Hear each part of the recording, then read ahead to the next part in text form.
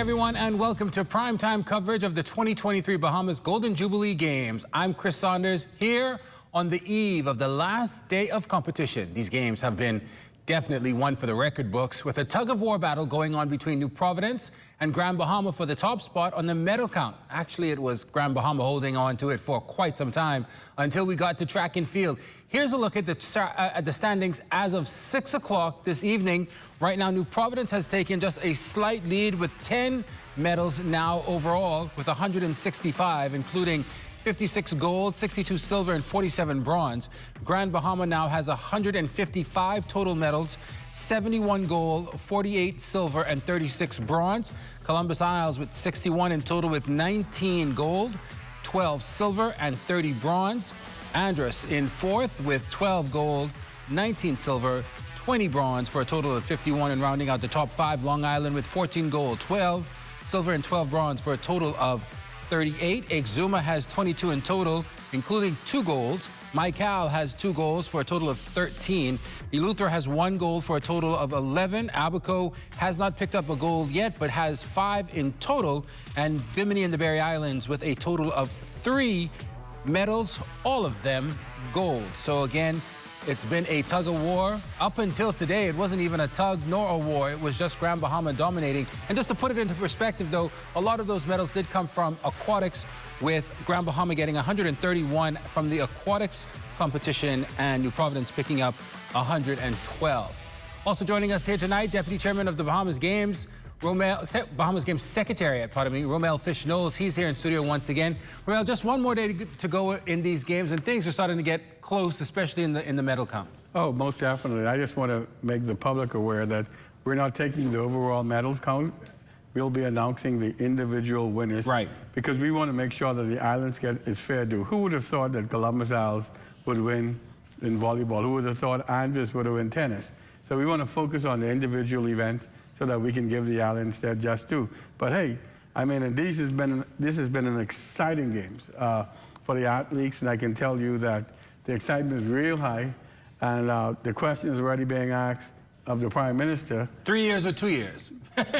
3 years. These are I'm saying, that's the question. Yeah, 3 years or 2 years? I think that's what the question is. Yes, but these games are very expensive, and I think over a 3-year period, with a budget, budgetary allowances can be made for the 3 years to sort of kind of sink a fund for that specifically. I want to take you real back to the medal count, and here we're doing the medal count, and there are some persons who have been asking, why don't we have an overall winner like we've had in the past, and to that degree of declaring an overall winner. I think that it may be a little bit of a deceptive way to present things, because New Providence will always have the most number of athletes. And then we have Grand Bahama, New Providence, and probably Columbus Isles, who's been making a charge in terms of recruiting and finding out, you have any family who live in San Salvador? And I think that that's how they went about it. And there's nothing wrong with that, because I think that that's what the Bahamas Games with Minister Bethel engendered, was going to your roots and coming back to represent the Bahamas. But could we, at any rate, think about having a declaration of a winner again? Is that something that would ever be thought of again?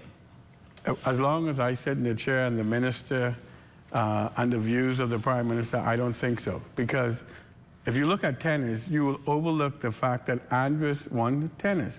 You'd overlook the fact that Columbus Isles won volleyball. You'll overlook the fact that Andros even today won golf, I was told. So we want to give the islands their fair due. If you look at New Providence and Grand Bahama, where the majority of the population is, it's expected that Grand Bahama will do well, because all they got to do is show up in some of the events where the islands don't participate. Same thing of New Providence.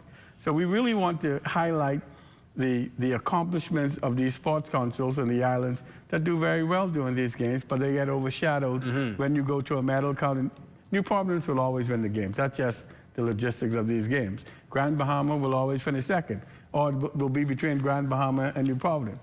And then the family islands, the hard work and accomplishment of the athletes gets really lost, and we don't want that to happen anymore. Do you think that that's antithetical to what the real thought of the Bahamas Games was, if we declare an overall winner? I think in the early setting of the Bahamas Games, they struggled with naming an overall winner, because it took away from the accomplishment of the Sports Council from the extended islands. And, you know, even at the Olympic Games, there is no winner. Right. And we decided, you know, the Bahamas win based on per capita. I'm hearing Michael, as a matter of fact. Right. At this rate, if you did go back to looking at a disbursement of number of medals based on the size, it would be Michael winning. Yes. So there are ways to look at it, but you don't want to do this. Yeah. How do we sort of force us out of this medal count? Because again, New Providence has swimmers, Grand Bahama has swimmers. Other islands just really don't, either for infrastructural reasons or just because of where things are conglomerated. Right. And we've stacked up, what, 243 medals between the two in the first 3 days of competition in one sport. And it's not fair to the islands because they don't have a 50-meter pool. Some don't even have a pool. Yes, to which they train. And so we try to look at a disposition that's fair and it's equal. And until we come up with a magical formula that'll get to that, we want to focus on each individual event. I don't think there is a magical formula for that. I saw a paper where they tried to do it in past games, but the reality is it's not a fair assessment, despite the best attempt of whoever tried it. And so the best way really is to recognize the individual achievements of each sporting discipline and event. I think I agree with you. Yeah. Romel is going to be... Thank you. Very rare for me to say that with Romel, but Romel will be with us for most of the night. Yes. We're going to pop in real quick where basketball is going on. They are in the semifinals. This is the third quarter. We've got about a minute and a half to go. I think that is Eleuthera taking on... I think that is Abaco taking on Eleuthera. Jerron Kinobar is number 9 in green. He had a poster earlier in the tournament, and this is going to be a very strong game between these two teams. Abaco has been a powerhouse, and I don't want to say a surprise powerhouse, but this game is about 10 points between the two of them. Let's check in at the Kendall Isaacs Gym. This is the first of 2 semifinals for men's basketball. Make that 12 of 18 from the field right now. 26 points going for number 27 at the line.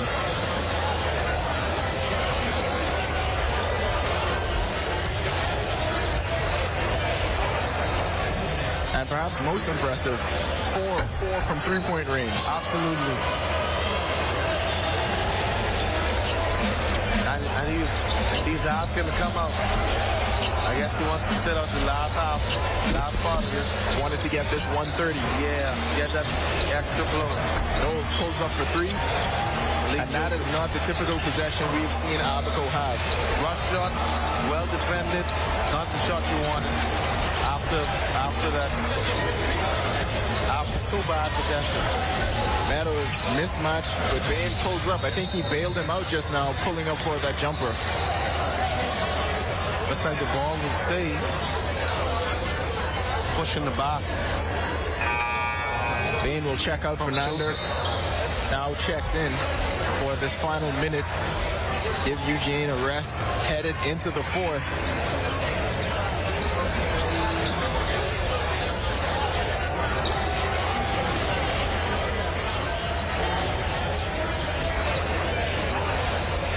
Dominic Bridgewater's gone silent over the past few possessions. Let's see if he'll be able to get back in the swing of things.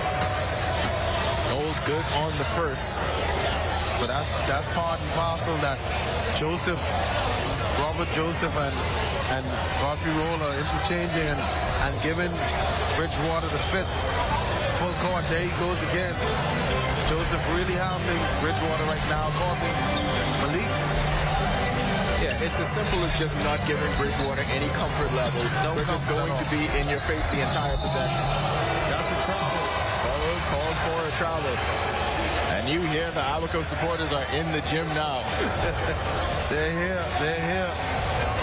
May have took them a while, but they have arrived.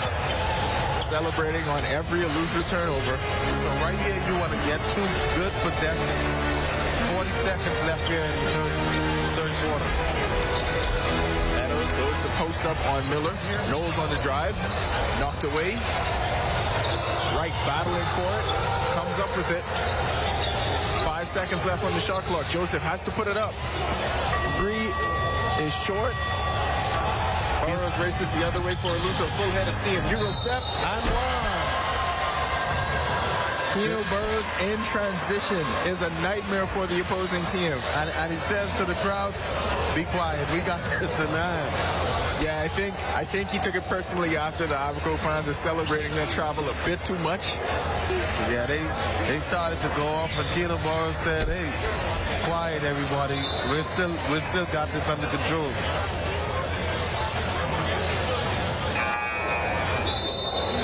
Burrows now finally in double figures with 10.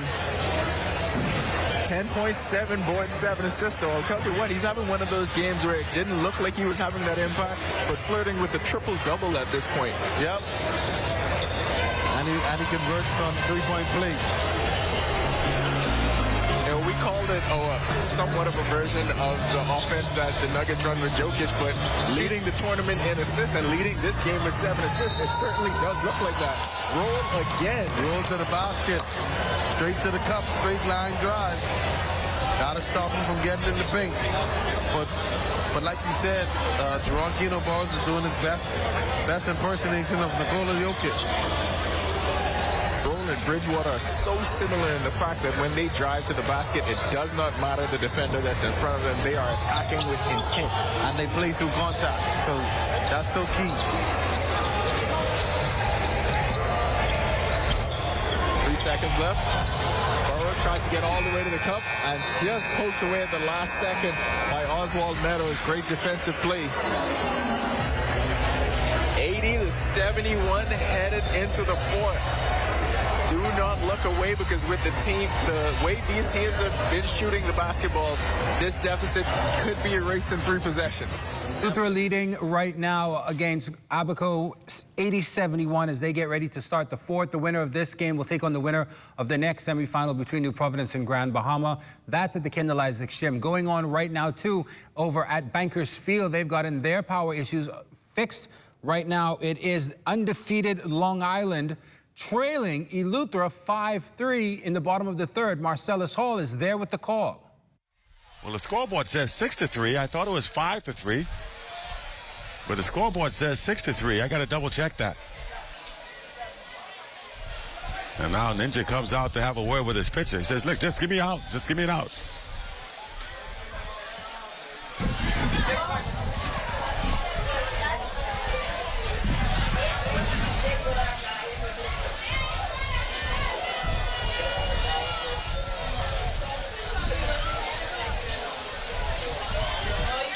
So I'm trying to double check that score, guys. The scoreboard may be wrong. It is 6-3.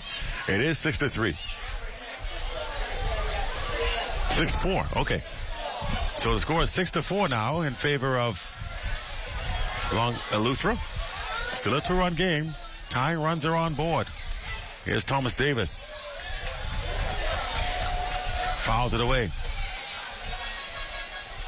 Big spot here for Thomas Davis, who bunted his way on last time. Now swinging the bat here, obviously in this situation with 2 gone, but does nothing for you. Tying run right there at second base.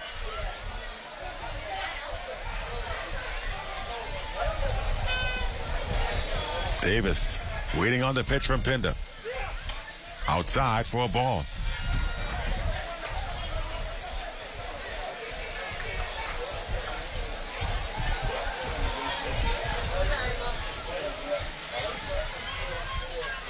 One pitch coming in to Davis. Pinda lets it fly. Hits it hard. Down the left field line and foul. Boy, that had the crowd excited for a second.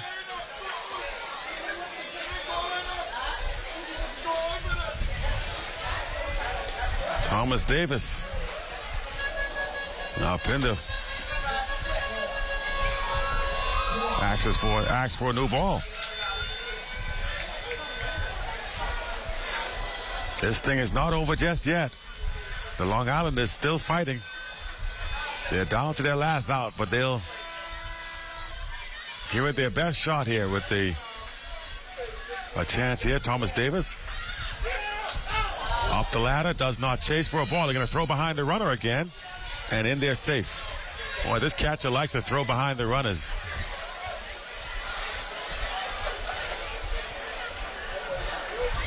You got to be careful with him.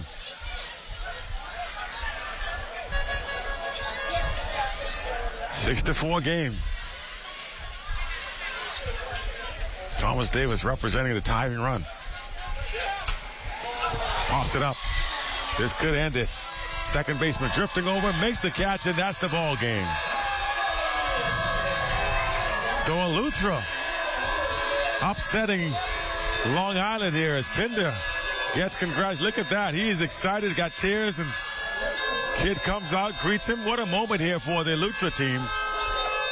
Nobody saw this coming into this game tonight.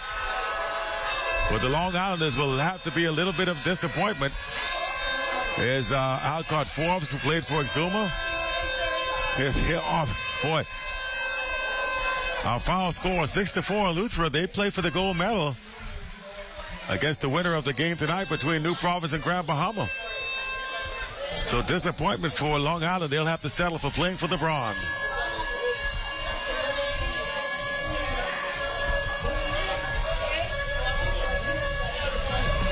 High fives all around. Tough break if you're Long Island. Lots more softball still to come. Ladies playing up next. New Providence versus Mike Cal. We'll take a break. We'll come back in just a few. All right, so there is the upset. Eleuthera upsetting the undefeated Long Island Sheep Runners, 6-4 there to advance to the final. They will await the winner of that New Providence Grand Bahama game that is set for later tonight. And they're also getting ready for New Providence to take on MyCal in just a few moments. If you want to continue to watch continuing straight coverage of softball, you can check out cable channel 230, where they will have straight coverage there if that's your fancy. So real quick, also, we're back here with Romel Knowles. Romel, an upset or expected for Eleuthera, you think? No, being an Eleutherian. No, it's definitely an upset. Long Island has made a tremendous statement during these games, and kudos to them. Being a part of the Bahamas Softball Federation, Long Island has been absent for a while. Thanks to Pedro Marcellus, who have softball in his blood. He's able to rally the crew and get a team here for the Bahamas games. And so they gave a very good account of themselves, and they should be very proud. So Eleuthera advances to the final. Don't know who they're going to play yet, but I'm tempted to ask, are you going to put your money on Eleuthera, or are you going to wait and see? You got to put your money on Eleuthera anyway, so... I'm going to wait and see, but everybody knows where my heart is. I don't discriminate. I'm a Lutheran, and I know that we're going to beat up some people in basketball, and if we win softball, it should be, because we're the home of softball. Yep.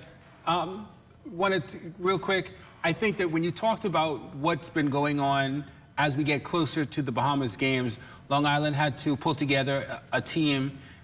And again, I hate to harken back, but I think that this is really what he intended, Minister Bethel, when he came up with it in '87, when they thought about it and then executed it in '89 to bring the country together through sport. The Bahamas has gone through Dorian, a pandemic that shut down everything, has been infrastructurally and economically devastating across the board. To be able to come back and do this, do you think that this now creates the impetus and the catalyst for these other islands to bring back their sports, softball, basketball, all these others? Listen, I happened to meet Keno Burrows in the cafeteria a few mornings, and I can tell you, he was so excited and proud to represent Eleuthera. And if you take that spirit throughout the islands, there are people that are just so proud to represent their islands. And sports is part of our national development. There's no getting away from that.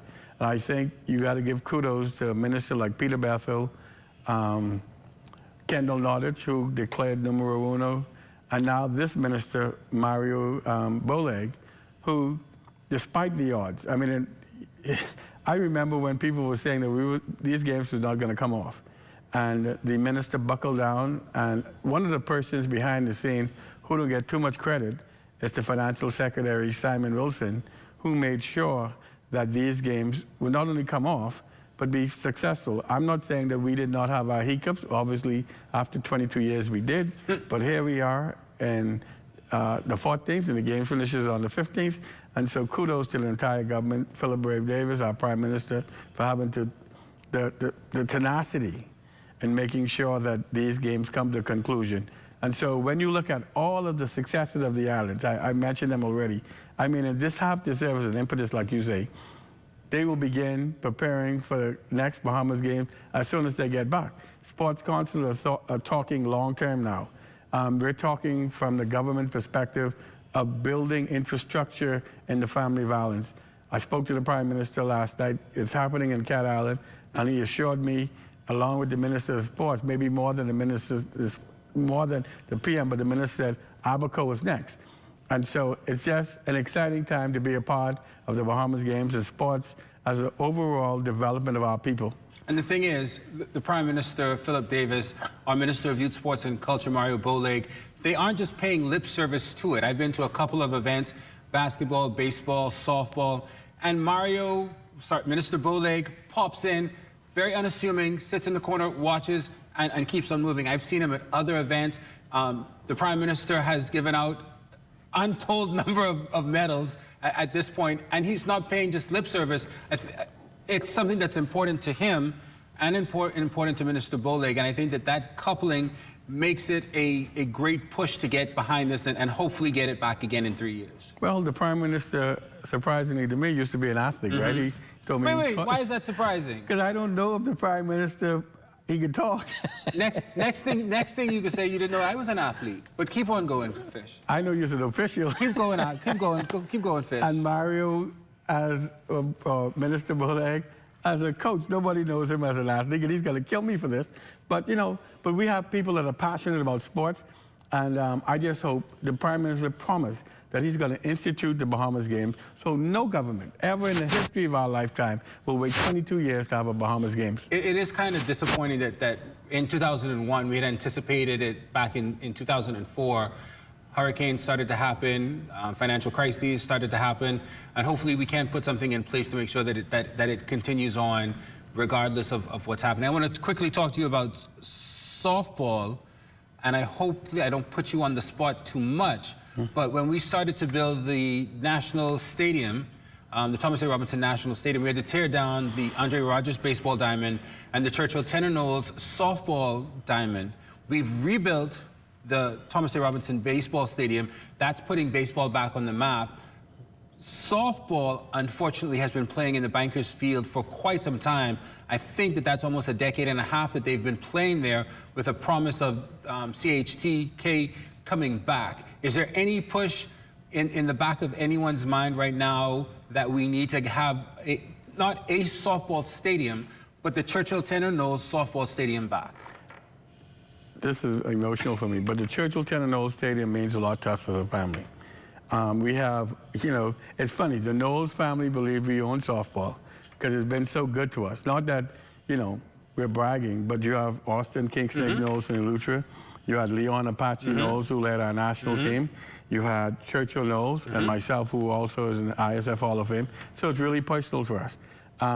I remember that day because I was president of the Bahamas Softball Federation at that time, when they knocked down that stadium and the sentimental emotion that went with that. And so I can tell you, though, there's one person that I serve on the National Sports Authority, Mother's Pratt daughter, Nikki Pratt, who's adamant that the Churchill Tenor Knolls should be built soon. And the Prime Minister has promised Churchill no longer than this week that that's on his, that's in his vision, and the Churchill Tenor Knolls will be built back. I can't wait because Church is 80 plus, and I want we need to get it back. I want him to see the stadium. I want him to see that. I was going to say, we need to get it back, full stop. We don't want to continue on with many other thoughts at that. But I agree with you. It wasn't as emotional for me as it would have, for you as for me. But watching it, that's where I grew up watching softball, and to see it gone. And again, I don't want to take anything away from baseball that they got theirs built first, but we need to make sure that happens. So we'll talk a little bit more about that. When we left, it was Eleuthera up 80-71 on Abaco in the first semifinal of the men's basketball tournament. We're going to head back there right now. It looks as if Abaco making a run. There you see Robert Joseph representing Abaco. We're going to see what the score is in just a few seconds. Robert Joseph at the line. Eleuthera still up 92-77 with just over 6 minutes to go. We're going to head back to the Kendall Isaacs gym. Joseph wishes he had that one back. They are going to need every one of those at this point. This is them both. Burrows boards it. Now it's milk the clock time. They're going to put the ball down, low the ball. I can tell you that. They're looking to put the ball down, low the ball. Wright nearly comes up with it, and now he does. Numbers for Abaco and Knowles travels. They had numbers, and he took one too many steps on the fast break trying to feed it back to Wright. Looks like he was going to Florida. He packed his bags and traveled. Let's see if Eleuthera tries to go down low here. The Burrows has the matchup with Wright. Both teams going with basically a 4-guard lineup. They're going to go down low to the Burrows. They like that matchup with Knowles already coming with the help. Roll reads it perfectly. Finds Meadows on the wing. Knocked away by Lightbourne. Oh, the referee on the near side is calling it a foul. Far side referee says it was just knocked away. So they're going to talk it over.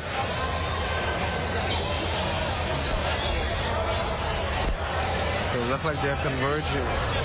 Referee with the foul call generally wins. That's the third now on Lightbourne. Seems like he picked up all three in this fourth quarter. Been much more aggressive.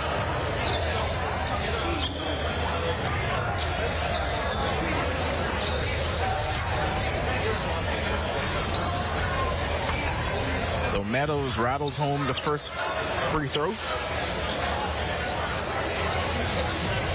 18 points for him to lead Abaco so far.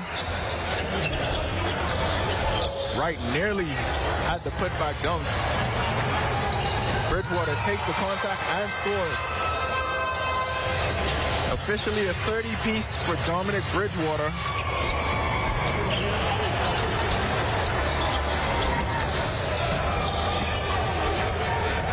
Roll, looking for a screen from Wright. Portier mishandles on the drive. Count the basket. Count the basket. He's had a few of those out of control drives tonight. That one found the right spot on the glass. Abaco hanging around. Wright English. Still trailing by 14. Just over 5 minutes left to play here in the fourth. So will it be a comeback, or will Eleuthera lengthen this lead? We'll see. It starts right here at the free throw line. They got to knock down these free throws. But it seems as if this small lineup is so beneficial for Eleuthera on the offensive end. Abaco not really getting stops. This lineup may work for Abaco offensively. I don't see where it's working on the defensive end. And that's what they're going to need to get back into this game. I think Keno likes this matchup with Wright. He's taking him directly to the basket. The big bodies of Davis and Gray at least provided some resistance where Burrows had to perhaps step back and take a jump, or they forced him into difficult shots. But when he has Wright on him, he just feels like he can go straight through his chest like he did on that drive.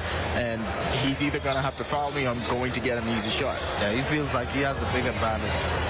Because he faces up and he drives directly to the basket, straight line drive. And it seems like Wright can't do anything to stop him. Eno Burrows, national team veteran, currently playing in France in the NM1 League. Both shots good. Makes 2 from the line. Stretches the lead now to 15. 15-point lead. Under 5 minutes left to play. Abaco has to pick up the intensity here and play with a greater sense of urgency. Portier on the drive. Finishes with the scoop shot. Can't trade baskets at this point. They've got to get stops. There's one. Eugene Bain loses that one on the drive.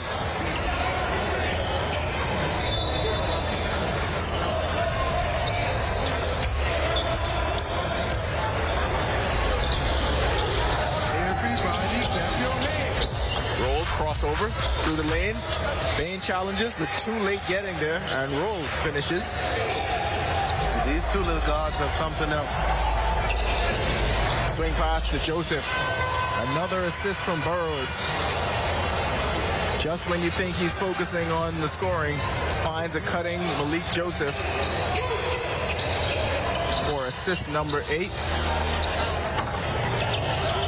Right. Rips away the rebound from Burrows. Joseph on the drive. Gets it out to right. Loses the handle on the drive. And back comes Eleuthera the other way. Burrows inside. Another three-point opportunity.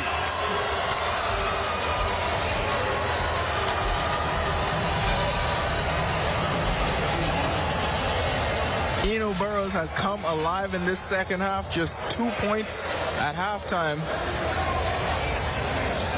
Now up to 19.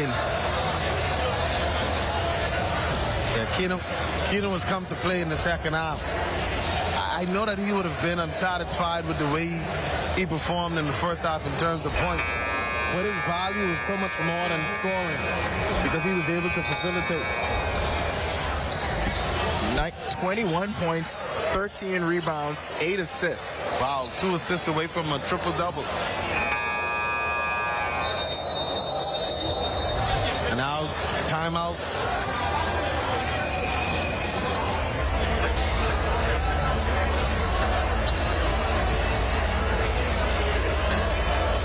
Under the 4-minute mark, 15-point lead for Eleuthera.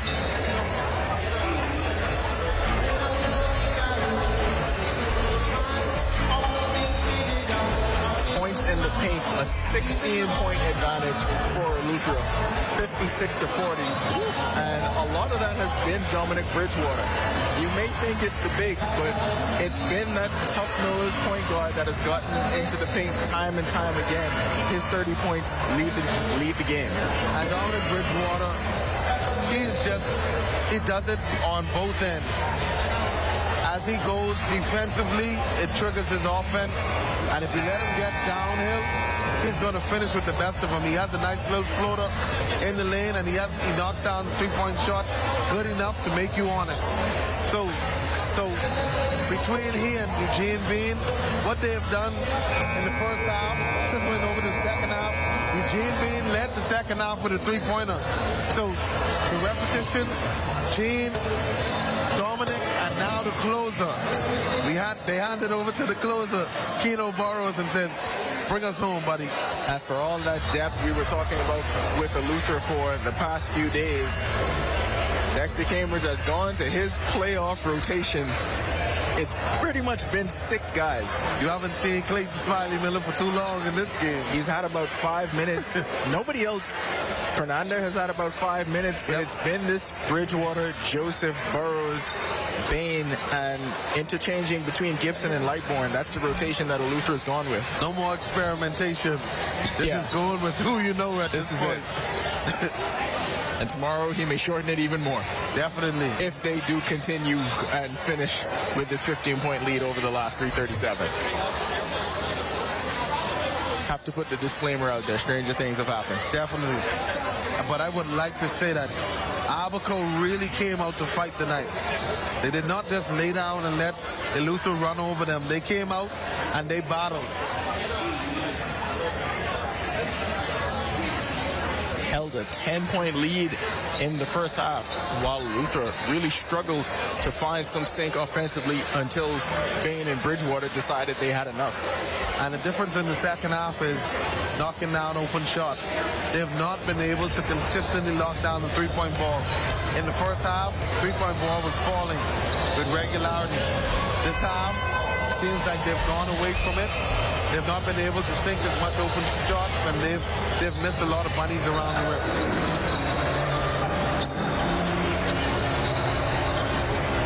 Joseph The one-on-one offense has not been the calling card of what got Abaco to the point where they had such success. No ball movement, lack of ball movement, one shot and out. They have to move the ball. They had great ball movement.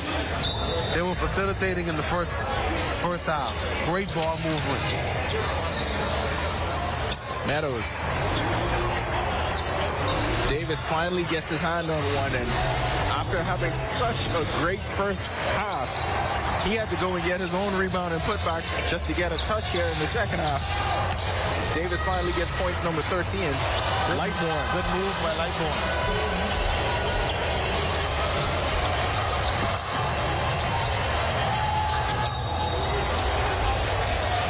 Got a foul there.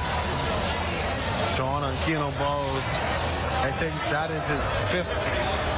If I'm not correct, I think he is fouled out of the game.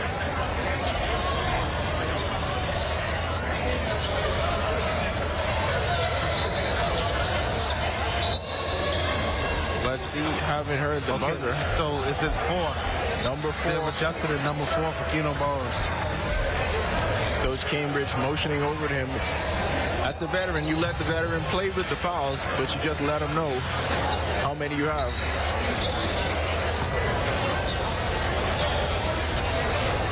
It's an indication of telling him how you have to play this last 3 minutes. Brett, just be careful. Don't play cautious. Don't play it safe. But just know you have 4 fouls. And now Meadows tries to match up against Burrows. Inside to Lightborn. Has the matchup against Joseph. Offensive foul.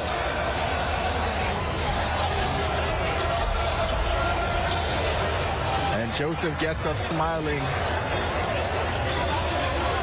pointing to his head, saying, I'm smarter.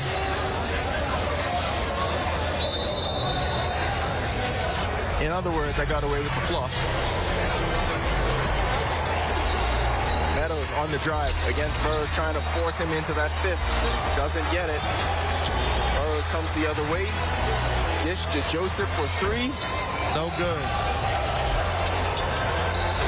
Abaco comes the other way. Meadows inside. He can't finish. Burrows all alone with Rolls. And another 3-point play opportunity.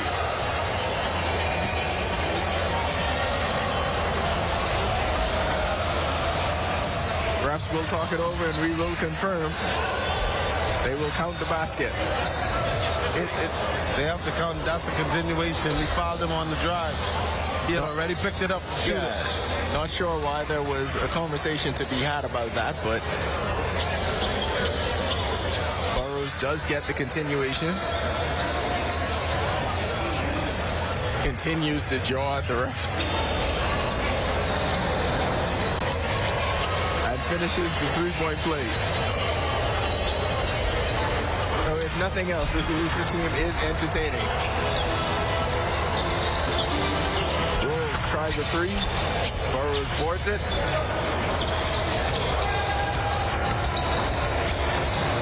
Lightborn goes behind the back, puts one up.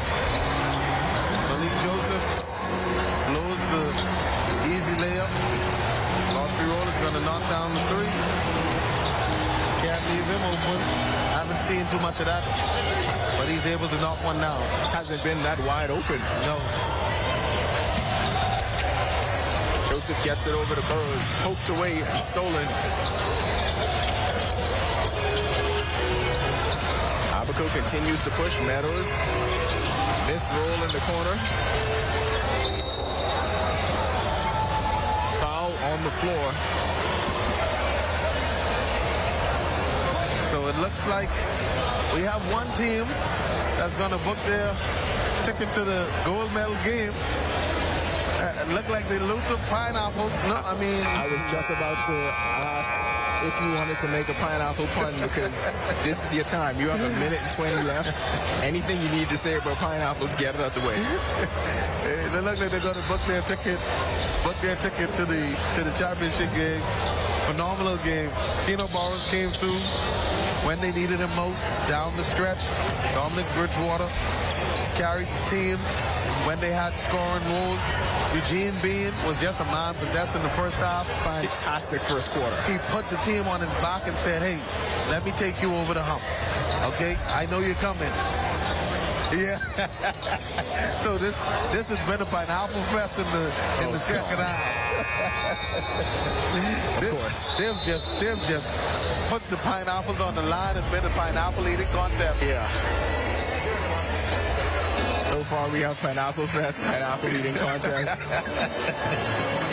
You ain't working Pineapple Toy. I'm sure you will at some point. Yeah, at this game I can't connotate the Great Wall of Abaco because there's not been much shot blocked. She'll be back tomorrow. No worries. 106 to 94. A complete turnaround since an early 10-point deficit for this Eleuthera team. And however Keno Burrows needs to get ready for a game, they're going to have to continue to just let him do that because it has worked wonders. And I'm just looking to see if he's still in the game because we're still on triple-double watch. He's 2 assists away. 2 assists away from the triple-double. But it looks like he's going to go to the bench with this lead basically secured. Eugene being still on the floor. So it looks like, okay, he's coming back on the floor. So maybe they still have him on the triple-double watch. I don't know if he's going to be able to get 2 assists with 1:19 left. See, the key to stat padding is you got to get it out of the way early before people get into foul territory. And now let's see if they give it to him. Good. Hands it off. But Bridgewater doesn't have a reason to shoot it. Bridgewater's taking it out. Let's see if he skips the pass. Good. Joseph. See if Joseph had to shoot it. Shot clock's running down. So that's a shot clock violation. All right, now I'm just rooting for the triple-double. I was too focused on that.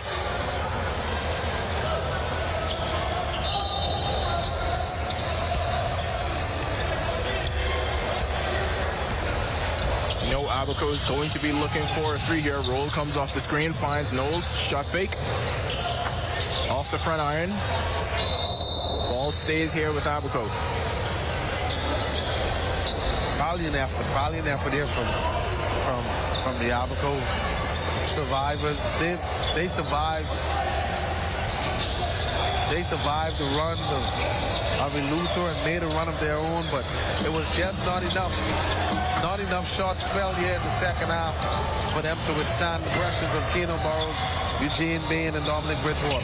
Right inside. Cuts it to 10.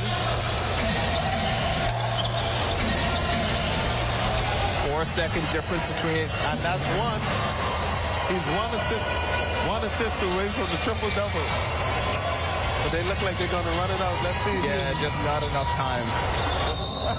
And Bridgewater is holding on. Maybe they know. Trying to get another shot at it. Maybe they know. Trying to get another shot. I don't know if somebody was informing them of the stats. I don't know if they have a stat keeper on the bench, but somebody's looking at their phone, so maybe they're keeping the stats online. And they're going to tell Keno Burrows that he's 1 assist away from a triple-double. Now, I don't have access to all of the Bahamas games history because this has been away for quite some time. But I feel confident in saying, whether I'm wrong or not, I'm going to say it confidently. It's going to be the first triple-double in Bahamas games history. And that could be true. Who can refute it? There's nobody that's going to refute it unless you can bring me the records to prove me otherwise. This could be the first triple-double in Bahama games history. And now they're holding on. You can't do that. That's going to be 2 shots at the ball. Unsportsmanlike foul. So that's going to be 2 shots at the ball. And Eleuthera, and he's going to foul out in the process. I think it's safe to say Eleuthera books their ticket to tomorrow's gold medal game. So Keno Burrows done it all. It started with recruiting because this is a very special team. team has a lot of raw talent. Yep.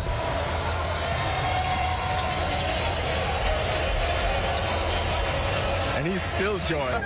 And he's in the face of Robert Joseph.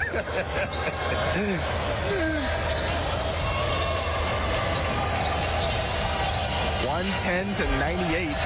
The pace that these teams started the game with, it's impressive that they maintained that throughout these 4 quarters. Amalante knows he's going to give it a shot, and that concludes it. That'll do it. 30 points for Dominic Bridgewater on 13 of 20 shooting.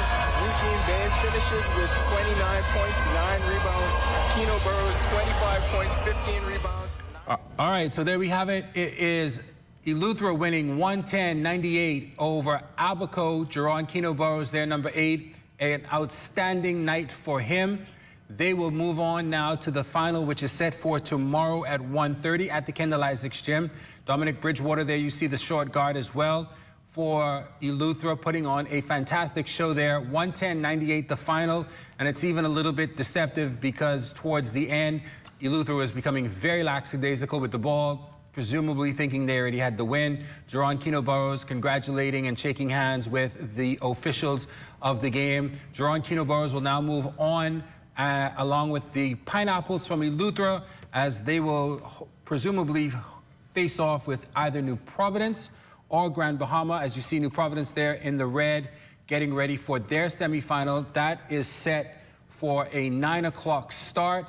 New Providence taking on Grand Bahama Island, but there you have it. It was Jerron Keno's night as they win 109-98 and get ready for tomorrow's gold medal matchup. And then, of course, the bronze medal matchup for men is set for 10:30. Good night again, everyone. I'm Chris Saunders. I'm here with the Bahamas Olympic Committee. What are we again? The Bahamas Olympic Association's president and Bahamas Games Secretary, Deputy Secretary, Romel Fish-Nolt. I would fish. Yeah, he has so many titles.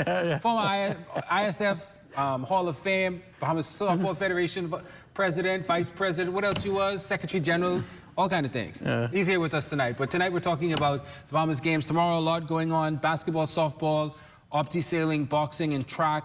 Basketball and softball, they get started in the morning, and I assume that it's a separation to have those sort of kind of ebb and flowing until you get to track, and then track takes the center stage. So basketball starts tomorrow at 9 o'clock with the women's bronze medal. Yes, and I can tell you that the anticipation is very, very high now because the medal count is intact. There's bragging rights.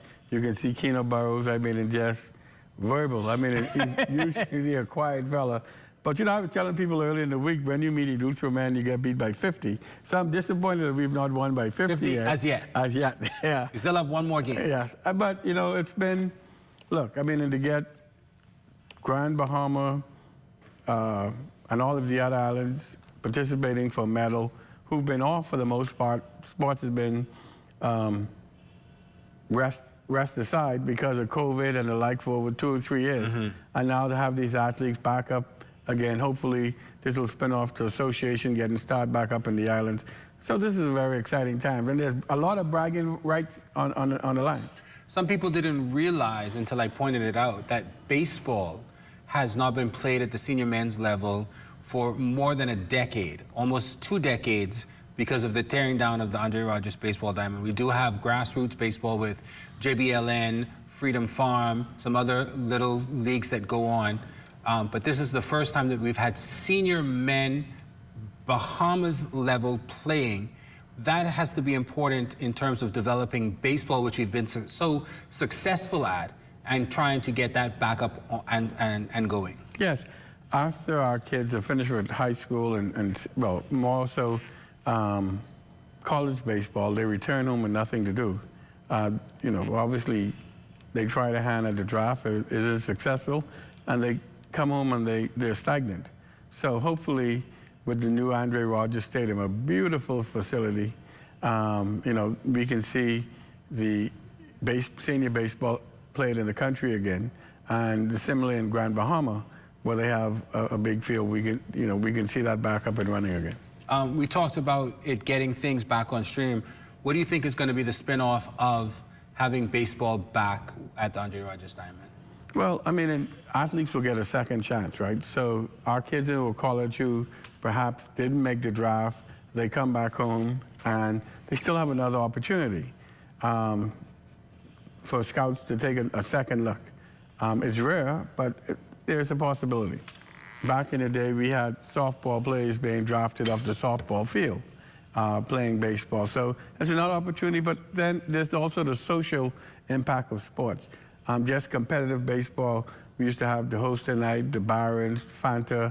I mean, just good baseball. Right. And so on a Saturday, Sunday evening, there's nothing like going to for me, softball or baseball field and watching a good game. Before we head over to Michael taking on New Providence in softball, I really want to quickly ask you, again, because you are a former BSF president and ISF Hall of Famer, the fact that right now in the Bahamas, government schools have transitioned men from softball to baseball. The thought is that they're going to do that very soon in private schools and presumably in Grand Bahama as well. Is that a good thing, you think, considering that we've been so successful in softball at one point reaching number 3? I think it's a horrible idea, to be honest with you. To be successful at international play, baseball players like Eddie Ford and the like played both baseball and softball. Softball is a much more technical sport, it's much quicker. And so it gives them look, if we play 20 games a season in baseball or 20 games in softball, it's really not enough to harness and to build on their skills. So having athletes play both improve their skills. And so I understand the argument with baseball being a scholarship sport, being in the professional leagues, but there's no harm in them playing both. And so I just think it's a terrible idea. That means they'll play 4 or 5 games in high school. What impact is that going to really make in terms of their overall development? We'll pick up this conversation a little bit later tonight. But right now, we're going to head down to Bankers Field, where Michael is taking on New Providence right now as they're getting ready to head into medal competition tomorrow. Michael trailing New Providence 1-0 in the bottom of the first. Marcel. And Steelers steals second.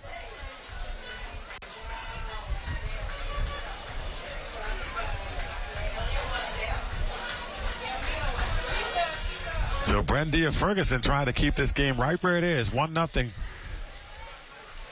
She's got 2 gone, facing off against Sky Aubrey. That one gets away, and Stevens is going to hustle on down to third.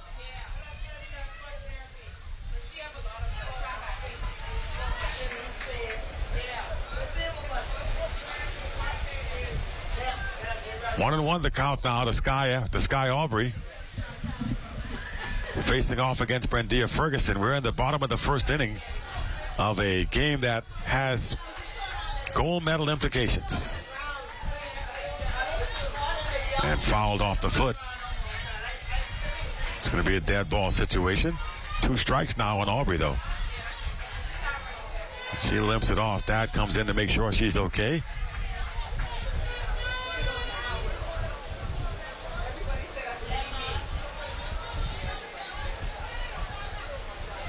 A ball and 2 strikes. And here's the pitch. Strike 3, she gets her swinging. Well, okay, so strike 2. I thought it was a strikeout. Well, I could swore they called another strike on her, but okay. 2 balls, 2 strikes now to Sky Aubrey. And here's the 2-2. Lifts it to the outfield. Left fielder coming in charge again, and off the body. A run's going to score, and Sky Aubrey into second base. No base hit. It'll be an error, but a run does score here. 2-0 in favor of New Providence. The left fielder, Hall, coming charging in, but the ball got on her maybe a little quicker than she anticipated.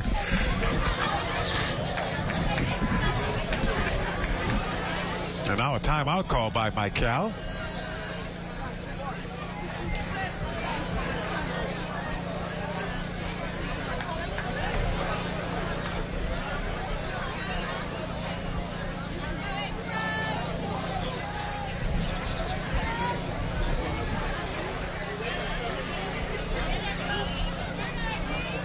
So now the inning continues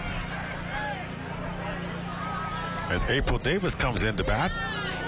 Takes strike one. 2-0 lead for New Providence here in the bottom of the first.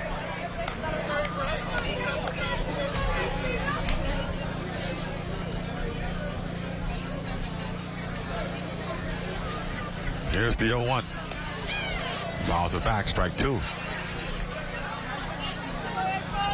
It wasn't a foul ball, but she did swing at it and missed. The catcher just couldn't get it.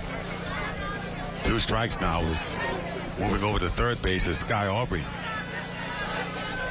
And I think Ruth is saying I thought it was a foul ball. And it was, so she's going to have to go back to second. I thought the trajectory changed, but again, stranger things have been seen. So Sky Aubrey has to go back to second base.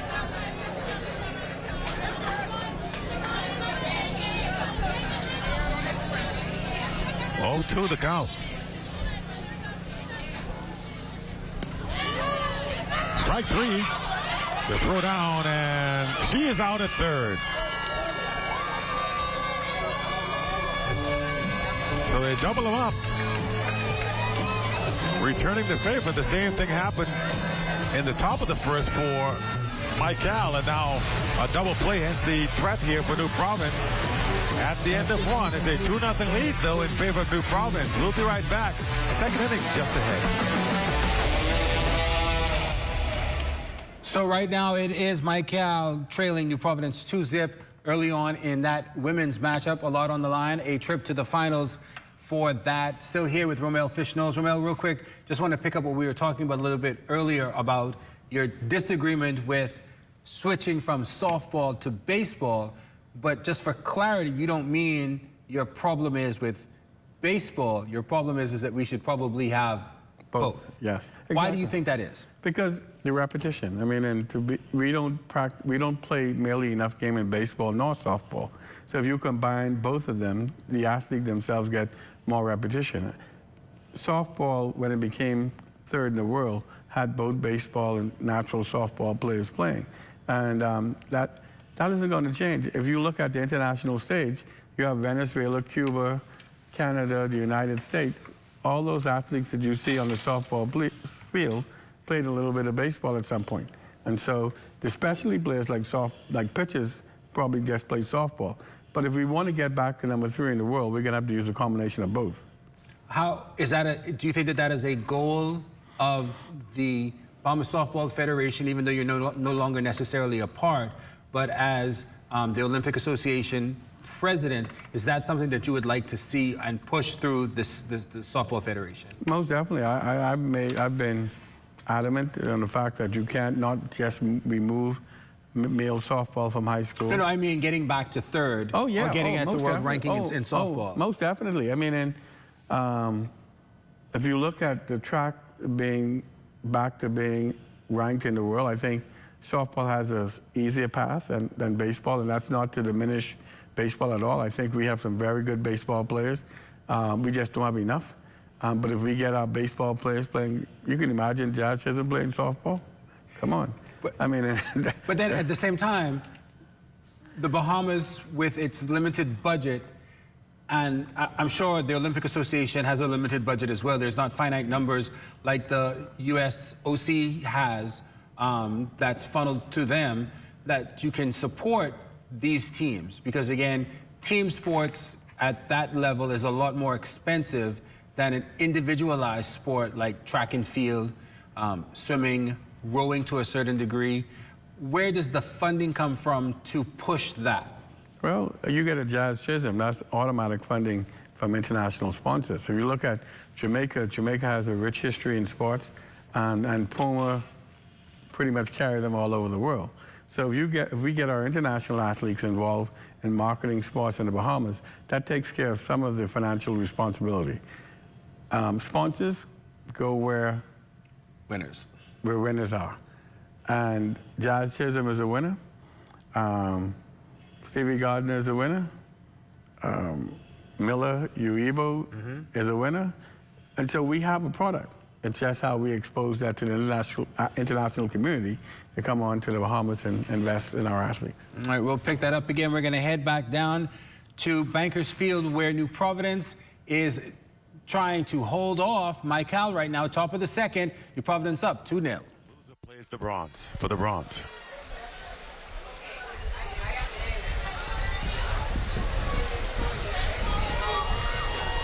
Grand Bahamas ladies already in there. They're waiting to see who they will play inside for a ball.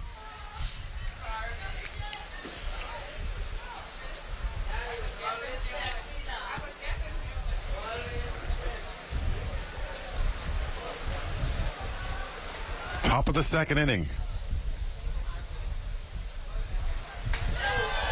That's in there for strike 3, and that down she goes. So 2 quick outs now for Mike Cal. With Heel going down on strikes. And here's Brendia Ferguson. Laurel Hanchel out there on deck. 2-0 game in favor of New Providence as Stevens looks to. That's going to be off the plate, ball 1.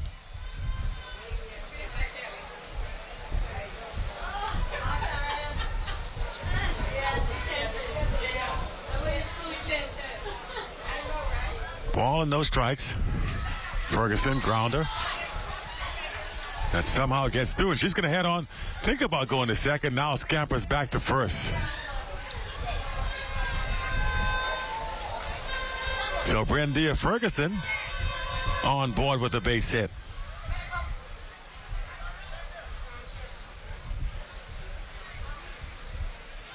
And that'll bring Laurel Hanchel to the plate with 2 outs. Here's a look at Thela Stevens.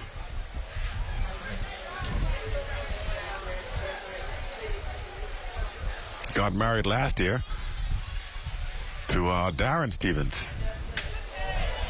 Throws strike 1. Darren, the manager for this New Providence team.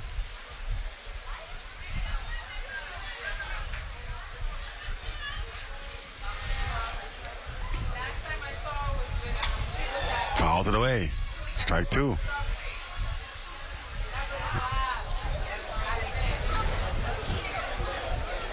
So Hanchel, boy, I tell you, she got a big swing off this now. She may be short, but she's not lacking in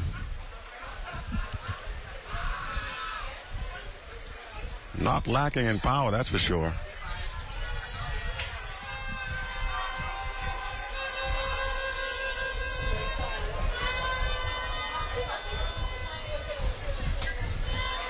Fouls it back. So the runner at first base, but 2 gone here.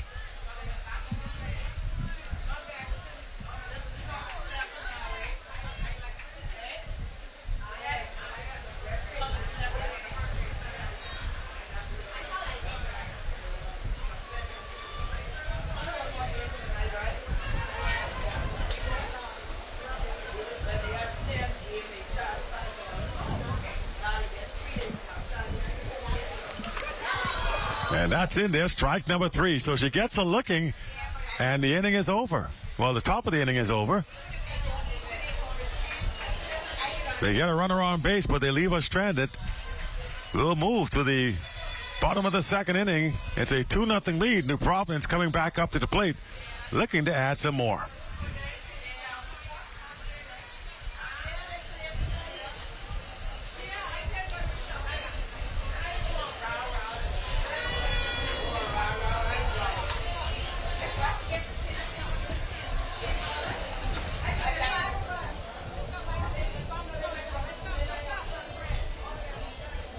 So Mike Cal still trying to find a way to get some runs on the board.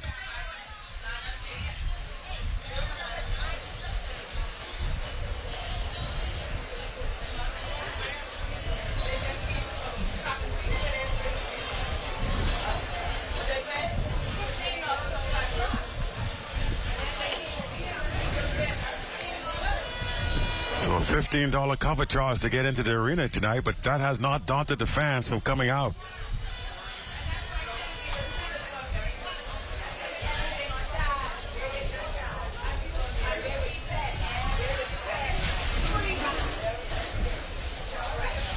In contrast, I tell you, that's how it happened at tennis. It was actually live. It was actually free all week at tennis, and they fed you. They gave you free food, too. Softball understanding the nature of their fans, knowing they'll pay to come and watch some softball action.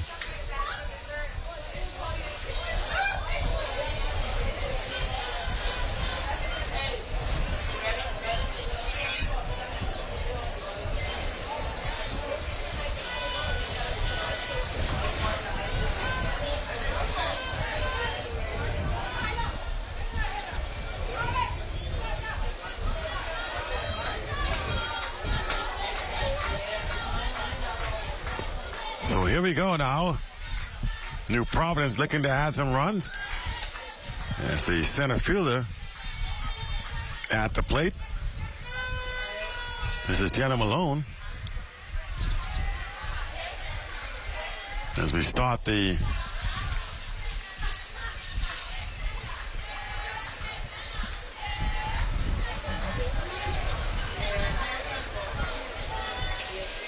bottom half of the second. Malone takes a ball low, 1-1.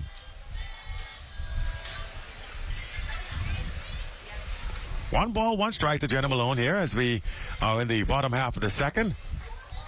New Providence looking to join Grand Bahama in the gold medal game.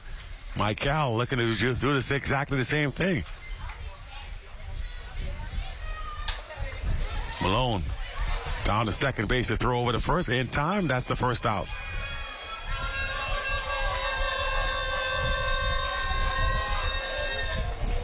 Perhaps some of the best pitching here faced by New Providence to this point. They've been dominating offensively otherwise. And you know what? I just realized who Jenna Malone was. I've seen her grow up. Baseball player at the Junior Baseball League at Nassau many years ago. Well, not that many, but you know. But now I see her again. It took me a second. I was like, why does this name sound so familiar? Strike one.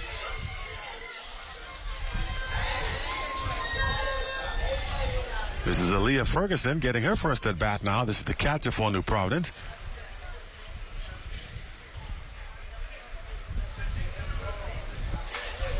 Popped up into the air.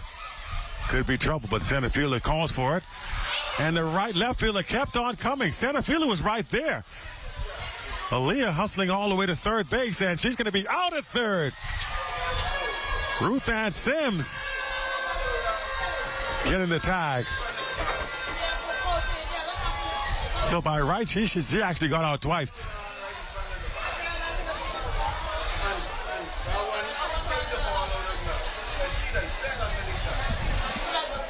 I don't understand what happened in the outfield there. That's the center fielder's ball the entire way. She settled underneath it.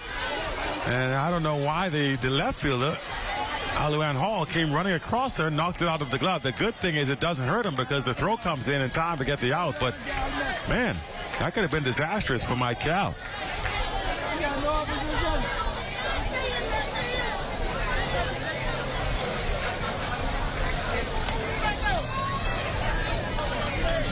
A ball and no strikes now. As Shante Curtis now at the plate. 2 outs here in the bottom of the second. Ball low in the dirt, 2-0.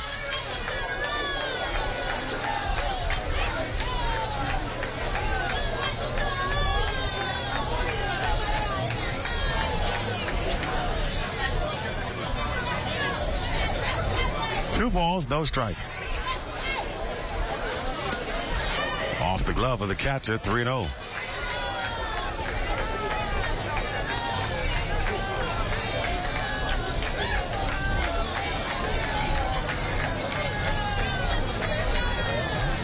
To count here in the bottom of the second inning. 2 outs. New Providence leading by 2 in this playoff game here this evening. We still have one more to come tonight as New Providence men set to square up against Grand Bahama. That's a strike. 3-1. She was taken all the way.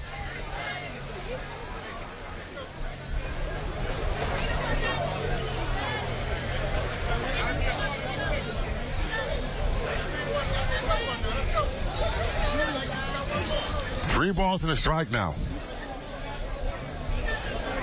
Here's the 3-1 pitch. She swings at us for strike 2. Perhaps a little anxious.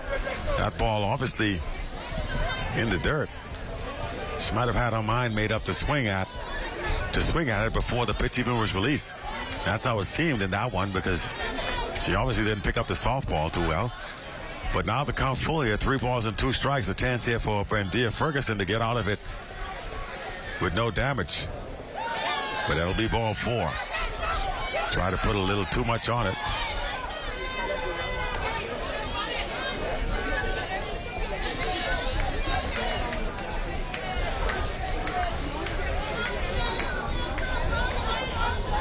So the inning stays alive as they'll come back to the top of the order here. Here's Anthea Fowler. She reached last time up.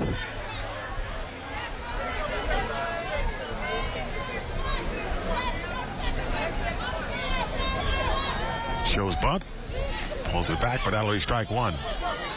The run takes off and ends up at second. Like I said, this New Providence team, they'll take bases if you're not paying attention. Hard hit. And foul. Boy, she cracked that one pretty well. Down the line for a foul for strike 2.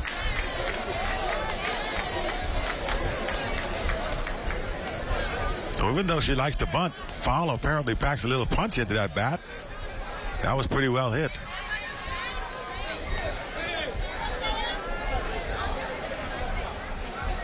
Oh, 0-2 now the count, with Brandia Ferguson on the mound. Here's the pitch. Tried to change it up. Skips that one in for a ball.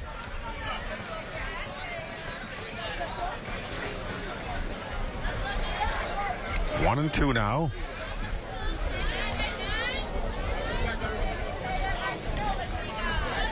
And here comes the 1-2 from Ferguson.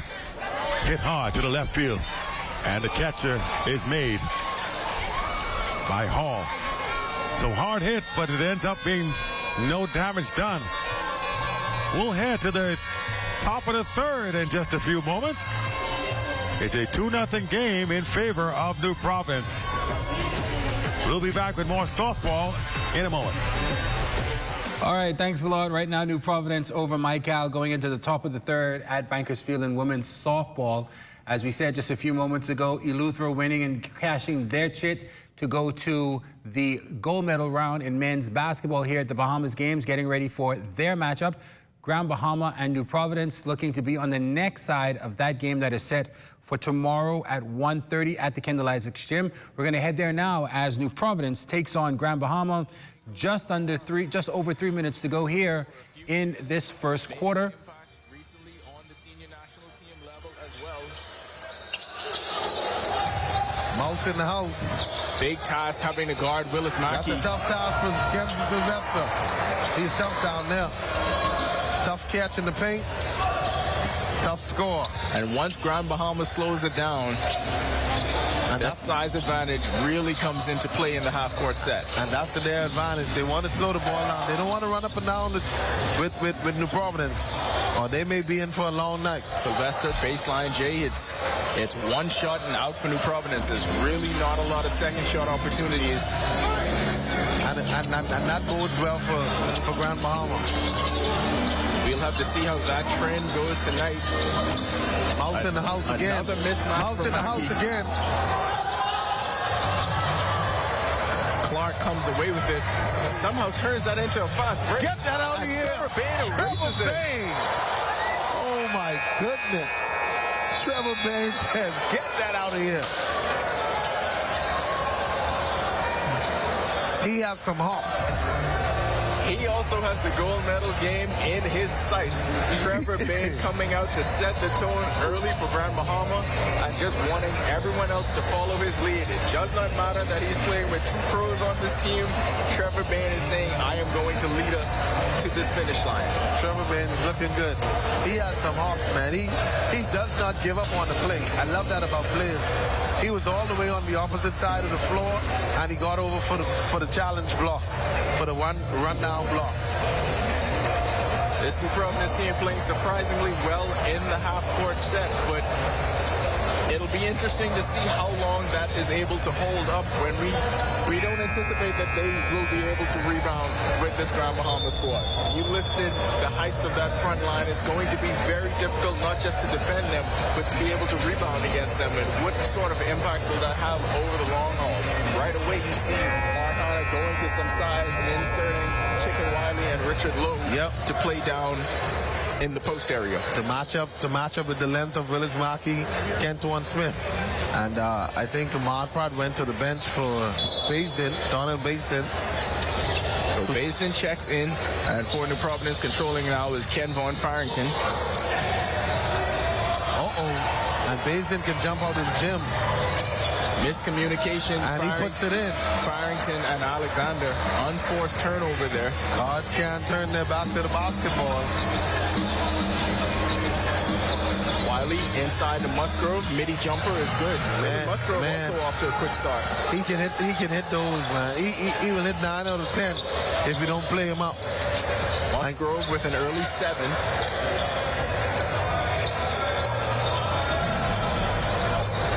Now putting the moves on Farrington. Farrington, a tough-nosed guard, didn't go anywhere.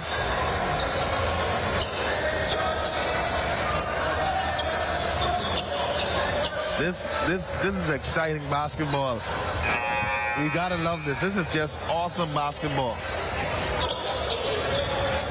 It's what you expected from these Bahamas games once we saw these rosters and we saw the type of talent that was going to be playing.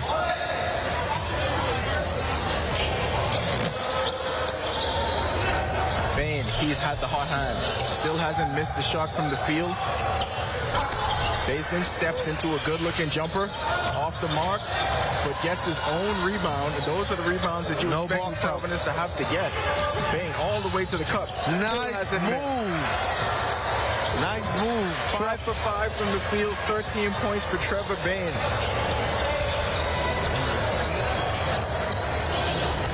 Alexander goes around the low screen. Farrington directs traffic. Low rolls to the cup. Farrington pulls up for 3. Misses everything. Alexander gets it. He puts up a 3. Blocked by Mackey. And Mackey on the run out. Nobody there. And he puts it down. So now Grand Bahama going on a mini run. Willis Mackey with the block and finishing on the other end. Providence searching for answers on offense. Wiley tries the 3. That one is off. Doesn't follow the shot. Had an opportunity for that rebound. They're going one and done now. Not what they want to do. Smith on the drive. Martinberg pulls up. Off the mark. And picks it up. And you know, Coach Marcana is saying, we have not been this way before. They haven't been down much in any games. Strong loses the handle. Farrington also misses. One shot opportunity, and it's done. So I guess they're saying, hey, we've not been down, period, much less down 7 points here early in the first quarter. So this is uncharted territory. So we're really going to see how New Providence responds after getting punched in the mouth here in this first quarter. It's been the Trevor Bain show. They have to find an answer for Trevor Bain. 13 points so far, 5 of 5 from the field. Doing it on the defensive end. Wiley on the drive, jams it home. That's the easy basket that New Providence needed. Under 5 seconds left. Smith pulls up for 3. No good. Off the back line. We had a high-scoring first quarter in our first semifinal. That one was 27-21. This one ends 25-20. So on pace for another 100-point game if these teams continue the pace that they've started with. Quick start here. New Providence, a little sluggish, not getting into their set. So after the first quarter, New Providence taking on Grand Bahama. New Providence trailing 25-20. Grand Bahama went on a mini run to get up very quickly. New Providence able to claw back just a little bit, but Grand Bahama definitely dominating this second semifinal in the men's basketball tournament. They're waiting and hoping to punch their ticket to go play Eleuthera in the final. That is set for tomorrow at 1:30. Back here with Romel Fish-Knowles. Romel, tell us a little bit about how you think that this softball tournament has gone so far. I'll tell you, I was recently sitting and speaking with Darrell Ware, a huge softball enthusiast, and he said to me he believed that softball is still the #1 sport in the Bahamas. So we've had some technical issues in terms of player eligibility, but once that was passed, I mean, you can look at the crowds at the facility themselves. I mean, it's been a tremendous and a good thing for softball. If I remember, for the 95, 98, and 2001 games, softball consistently was the late bloomer in terms of staying late, some games lasting until 3 in the morning. No difference this time. How do you avoid that? Do you spread the tournament out a little bit more by a day or something to make sure that that doesn't happen? Or do you think even spreading it out, it's still going to drift into the early morning? I think all of the islands, 10 islands or the 10 districts, play softball. And so that makes it a little bit more complicated than sports where there's 8, 7, 6, 5. And you know what? As softballers, we like going in late into the night. I remember in the Bahamas Softball Federation National Championship being up till 2, 3 o'clock in the morning playing softball. So we're a late sport. I mean, and as long as there are fans in the facility, we're going to play for the benefit of the fans as well. Before we head back over, I think we're going to head back to softball. Just real quick, you mentioned and you tangentially said it, but you talked about eligibility issues. I think I know the eligibility issue that you're talking about. Right. I don't necessarily want to get into that, but how do you solve and prevent these eligibility issues moving forward? I can tell you, we did everything within our power to get it resolved prior to the start of the games. We were not able to, and so we turned it over to the technical committee of the Bahamas Softball Federation. In their technical meeting, there was a unanimous vote on the direction that they would take. And so that helped in the resolution, because during the technical meeting, all of the managers and coaches decided on the course of action which softball was taken. And so when we referred back to what their technical meeting was, it was resolved. All right, so hopefully we don't have that issue when we have the Bahamas games in 3 years. You said, right? Yes. I'm counting on you for those 3 years. We're going to head over to softball right now. I leave that with you. We're going to head back over to softball. New Providence still up on Mike Howell, 2-0 in the bottom of the third. As Brendia Ferguson's done a good job on the mound.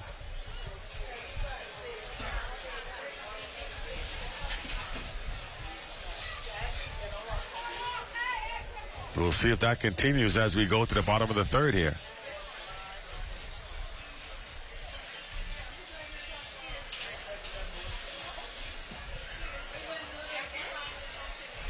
Bottom 3 coming up. And we'll see how they stack up here for New Providence. It looks like the 2, 3, and 4 hitters will be coming up. It's Fowler leading things off. We're at the top of the order. Grounder gets past for a base hit. On the way to second already. I told you these ladies can run. That's Travia Smith with the leadoff double. Yeah, you cannot take a while to get to the ball. They'll keep going. And now Sari Aubrey comes to the plate. Now Sari struck out her last time, so you know she's looking to do something special here. Just got the sense they're just waiting to explode.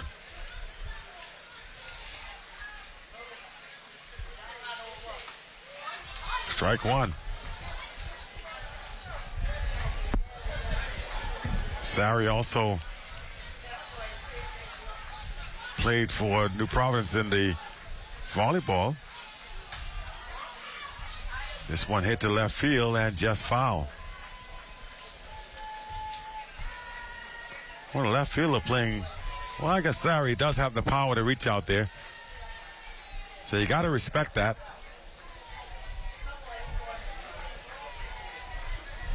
She does have 2 strikes, though.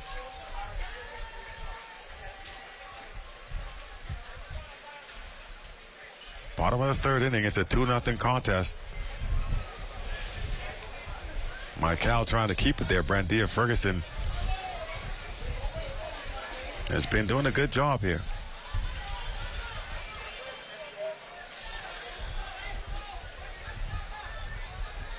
Here's the 0-2.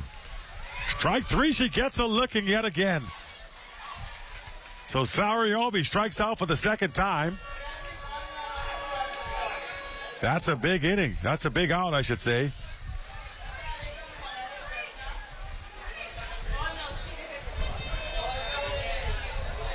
And they're going to walk Thiele. So Thiele gets the intentional walk, and that's a smart move. It puts the double play. It puts the force out back in effect. And it takes the bat out of the hands of a very good hitter. It'll bring up Sky Aubrey, who is a double play candidate. And they're going to pinch run here for Stevens, the pitcher.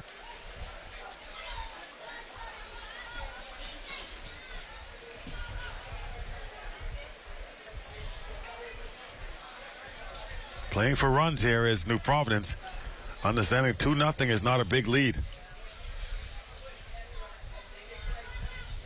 So they put some more speed on the base pads, and we'll see if maybe they're off and running here on the first pitch to try and erase the double play.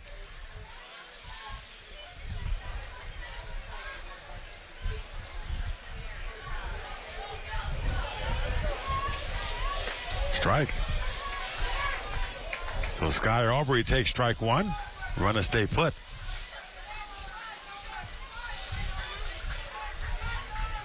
Fowler looks as if she's ready to take off at any given chance here. She's into a runner stance. That's a ball. Good stop by the catcher. 1-1 now.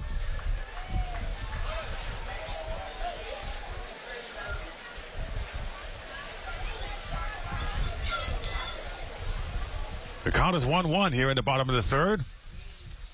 And again, missing low, trying to keep that ball on the ground. Doesn't want to give Sky anything that she can lift. You want to induce a ground ball in this situation. That gives you a chance to turn a double play and get out of the inning.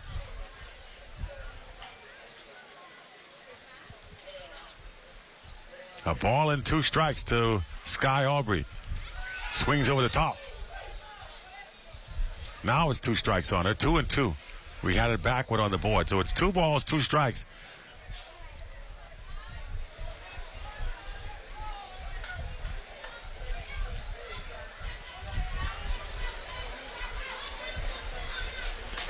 Two balls, 2 strikes to Sky Aubrey. Grounder. They get 1. They'll try for 2, and she can't hold on to it. A run will score.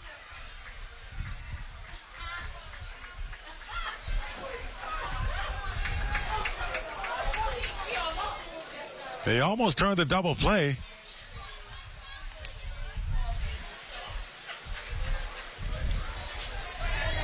They'll get 1, but not 2, and that allows a run to come across.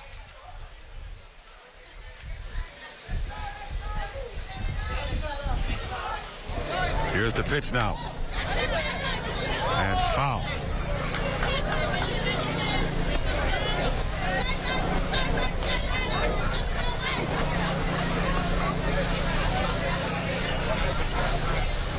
The scoreboard has not changed, but it is a 3-0 lead.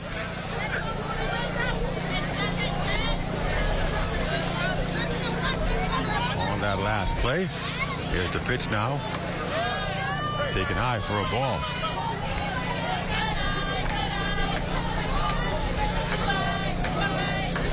This is April Davis.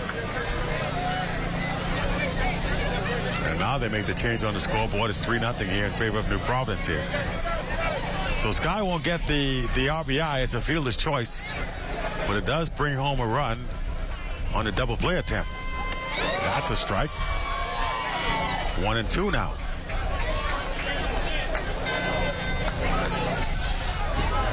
Game's still very much in reach here if you're Mike Cal. A lot of time left to play. 19 minutes still on that clock. And did she go? Well, I would have checked that if I were them. Nobody, they don't appeal it. I thought she went on that. I would have appealed that strike. They don't, and so she's going to stay in the batter's box. 2-2 now.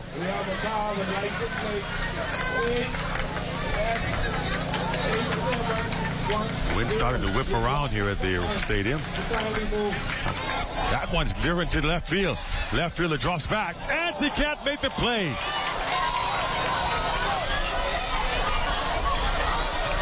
Sky Aubrey hustling around the base paths. The throw to home plate.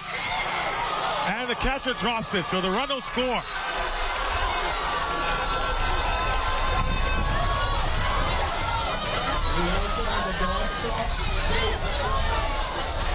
Wow, what a tough break there. They were out of the inning. Hall was back on it. Seemingly in position to make the catch, and it doesn't. Ends up dropping. Then they have a chance to get the run at home. The catcher can't hold on to it. And just like that, it's a 5-0 game. Devastating error that time for Mike Cal. Think about it. They were in this game. They were only down 2-0, and now all of a sudden, 3 runs later, it's a 5-0 deficit. Still 2 outs.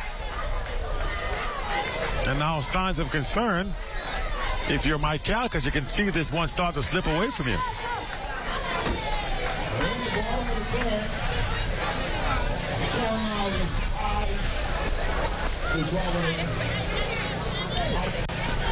And that brings up Jenna Malone to the batter's box.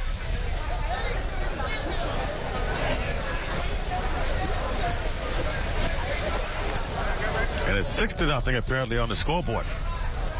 5, it is 5. 5 was the right number. 5-0. They put a 6 spot up there, but it's only 5. It was 3 and then 2 runs came in, so it's 5-0. Well, I tell you what, a lot of lightning out there. They're going to continue play for the moment anyway.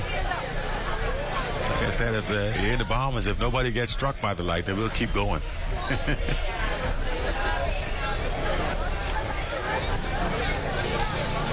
Still have one more game left to come here tonight. A men's matchup between New Providence and Grand Bahama.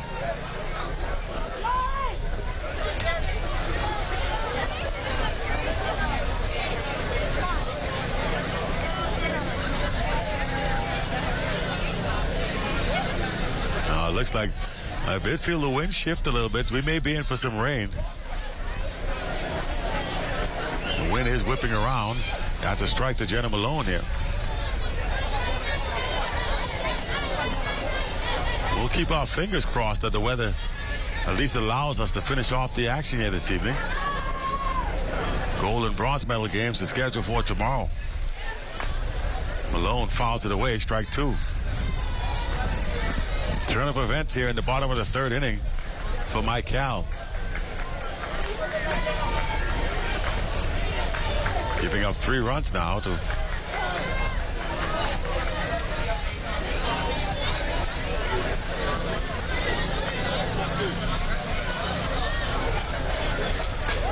Grounder through for a base hit. Jenna Malone runs well. He's going to try and go to second. Now wisely goes back. Good charge to hold her at first by the center fielder. So Jenna Malone keeps the inning alive here for New Providence. And that's going to bring up Aaliyah Ferguson, the catcher.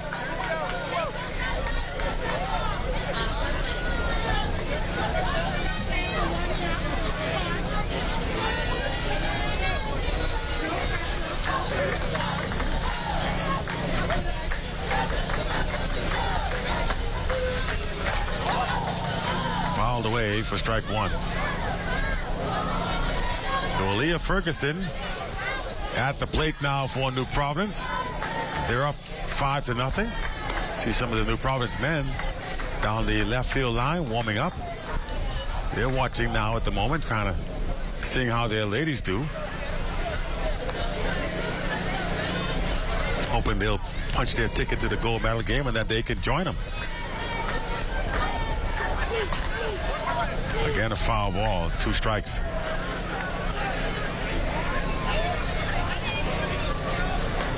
So Aaliyah Ferguson battling at the plate right now.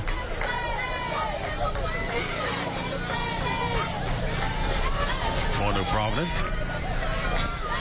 Now she gets back into the batter's box. And Jenna Malone is asking the coach, do I steal the base? Off and running, fouled away. So Jenna will have to come back. They're trying to put the runner in motion, maybe get a hit and run, maybe vacate that hole as the fielders shift for the throw. Jenna's like, man, this is a lot of running. Takes off again, strike 3, so that'll end it.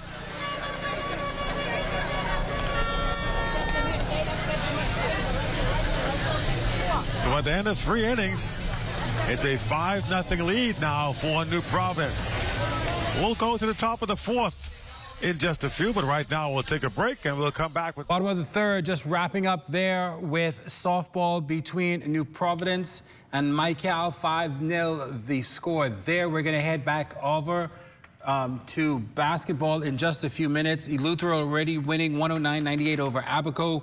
They are in the championship round. Grand Bahama and New Providence fighting to get there with them. We've got a lot of action going on tonight. We've got a lot of action tomorrow as well. All we're handing out is medals tomorrow. It's medal day come tomorrow, Saturday morning. And also we have the closing ceremony. So if you're at home, nothing to do, come out and support the athletes from the various islands and support the closing ceremony. There's going to be a fireworks spectacular. Bring your kids out, and we'll end these games in style. I hope it's as good as the one that we had for Independence. Better. I'll hold you to that one, too. I'm holding you to a lot tonight. We're going to hold over now to the Kendall Isaacs Gym, where it's become a 6-point game right now. It was Grand Bahama up at 1 point, 25-20, but right now it is New Providence taking the 40-34 lead with just over 3 minutes to go. We're going to head to the Kendall Isaacs Gym for the call. Several guys there. Coach Dudley was right. They are going to pound the ball inside. That has been their game plan here in this second half. What pass good by Clark. Good pass.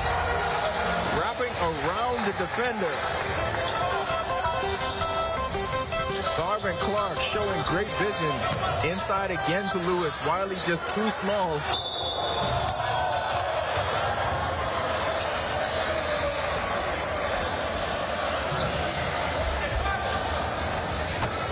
So that looks like Irvin Lewis is really battling on the boards. He's tough down low. Foul called on Wilson. So they're going to get a timeout. New Providence will call time. Ball to the sideline. The pace of the game has slowed down. It's gotten even tougher to score. Grand Bahama continues to pound New Providence inside. But New Providence is running. Their transition game has somewhat neutralized the losses they're experiencing on the defensive end of the floor, unable to defend Grand Bahama and the coach. And they have to use their attributes. They have some fast, speedy guys, and they're getting down the floor. I loved in transition. They went quick into a 1-4 pick and roll with Chick and Wiley. Quick interior pass. Great pass by Garvin Clark to the rim. And that's how they have to play. They have to play fast out of transition, get easy baskets, and that's going to speed this Grand Bahama team up. As you can see, I'm shocked that I haven't seen Ahmad Pratt back in the game because he really got off to a good start, and he was a mismatch for the Grand Bahama team. But let's see what happens. I think Irvin Lewis is doing a heck of a job down low, fighting for position, trying to draw some fouls on the team on the Providence, and going to the line and shooting some free throws. Looks as if they will stay with Lewis, Smith, Bain, Martinborough, and Mackey.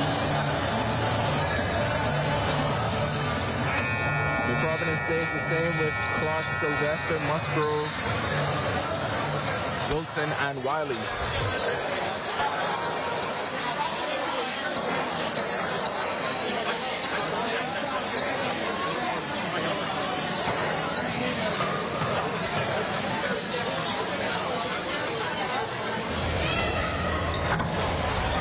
And that one is no good by Lewis.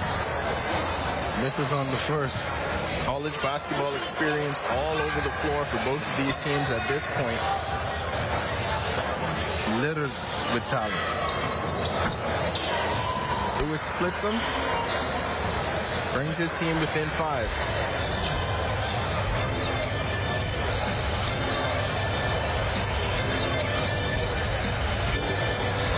Looking for Wiley matched up against Mackey. Wilson skip pass goes to Wiley for 3. Rims out, but rebounded Clark.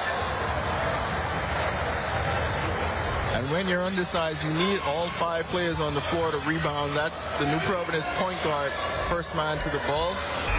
Feeling the contact and getting a shot up. Edra Martin not boxing out, and that's what's going to happen. If he continues to just not put a body on the man, you're going to have offensive rebounds. Clark, one of those tough-nosed guards that will seek out the ball on an offensive rebound opportunity. And if you give him a chance to see the ball go in, it could be a long day for you because he's a streaky shooter as well. So if he sees one go in at the free throw line, he starts to get hot, he could be in for a long 2 to 3 minutes. We had a game where we saw him make 4 or 5 threes on consecutive possessions. So Garvin Clark can get hot and start rolling. Let's see what Grand Bahama does here, and let's see Ahmad Pratt back in the game. Bain really stay hot. Misses that one. Clark with the rebound. Sees Musgrove on the run out. And he throws it down, and that's how they want to play. That's how New Providence wants to play. They want to get it and run in transition. Incredible how quickly they get up the floor. Pratt for 3. And he can shoot it. And you mentioned that they shoot. He can really shoot it. Where he was on the floor. I wondered where he was. He could stretch the floor. And he's a mismatch on the other end. Bahama responds with the Pratt 3. Clark, another dime inside to Wilson. Garvin Clark is now picking this defense apart. Another dime. Garvin Clark. Told you the Hawks are getting a good one this year.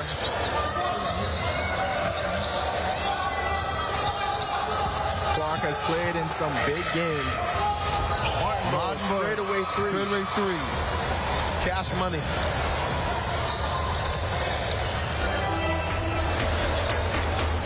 Clark come off the bench for Akron to score 11 in the MAC championship. No stranger to big games. Sylvester doing what he wants to do on the inside, even with the length. MZ Sylvester in double figures. So New Providence has responded well, and Wilson just takes it away from Smith. Clark, another bus. Assist for Garvin Clark. Now this is just crazy. Garvin Clark is just putting on the show. He's doing what he wants to do.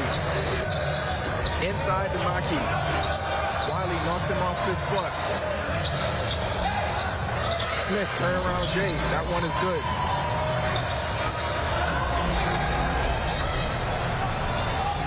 Virtually no difference between game and shot clock. New Providence will hold for the last shot. Clark directing traffic. Is he gonna do it again? Takes the screen from Wilson. Sylvester pulls up. Just rims out. First half comes to an end. New Providence heads into the break with a 52-45 lead, led by 15 points and 1 impact. So right now, New Providence leading 52-45 over Grand Bahama. We went into the first quarter. It was Grand Bahama up 5, 25-20. So again, this is going to be a game of ebbs and flows, and we're hoping that it comes down to a very big ebb or flow for somebody at the end. You seem surprised a little bit at Grand Bahama trailing at this point. Yes, my history historian gave me the correct information. Grand Bahamas never lost in basketball in the Bahamas games. And I know they're always tough. I didn't expect them to be down to New Providence, but it's still early and we'll see. Again, they were up by 5, now down by 7. That's still a close ball game. Yeah, it's close, but we'll see. I don't know if Grand Bahamas are accustomed to playing from behind in the Bahamas games because they've had some very dominant teams. But we'll see what guts this team out. In their defense, though, none of those players were even around during the last Bahamas games. So they don't have that muscle memory of playing from this deficit. True, true, true. I mean, and I would dare say at least 80 to 90% of the athletes in these Bahamas games have never had the experience of a Bahamas games before.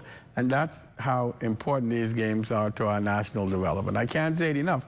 Congratulations to our minister. We are one day away, minister. Almost done. Congratulations to the Prime Minister and the government of the Bahamas. Me and a few of my friends were talking about this the other day as I tried to explain what the Bahamas Games are. Is there any other country that has this type of sports festival, Olympic-style festival, anywhere in the world? I can't think of any, except the very closest I can think of is the Goodwill Games, but that doesn't quite exist in the same iteration anymore. Is there any other country that does this? I'll tell you a story. So the Youth Commonwealth Games is coming up.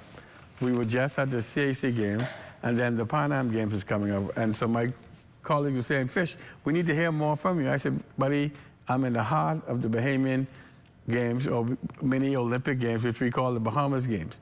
And they were pleasantly surprised. What you mean? And I said, well, you know, we have all of the country coming over to play in the sports festival, and they were all jealous. They said, how can we convince our government to do something like this? Because they understand, for those of us in sports, what it really means for athletes. If you look at the thousands of young athletes that are competing at these Bahamas Games for an opportunity to represent and play in front of their hometown, the bragging rights thereafter, I mean, it's a huge, huge thing for sports.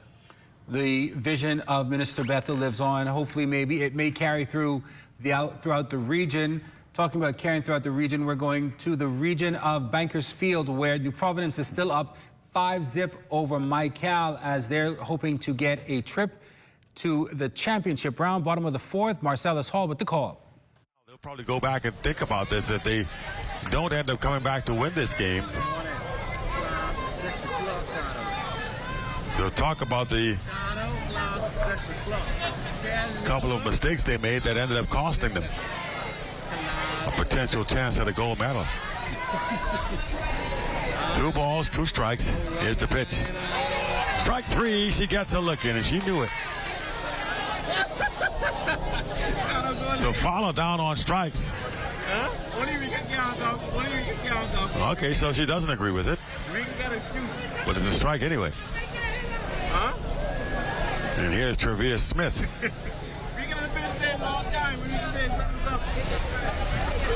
I thought it was a good pitch, to be honest with you. It looked like a strike from here. Light rain starting to fall here at the park.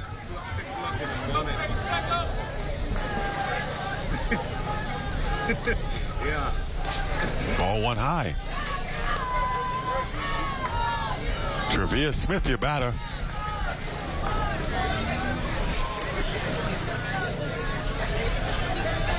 And this is the end of the game. I don't know. They might as well call it at this point. No matter what happens, the game is over. So you're just playing out the clock. But Michael is not going to bat. 1-1. There is no time left on the clock here, so theoretically the umpire could just say game right about now, and that would be irrefutable. They have him out here unnecessarily, in my opinion. The game's over. It's not as if Michael is going to get to bat again. This is going to be the end of the inning. 2 balls, 1 strike. Inside, 3-1. They're just getting some reps in, I guess. I think now they're going to call a game. There it is, game. So they wait for the final seconds to tick off. My good friend Dick Brown coming by the scorer's booth.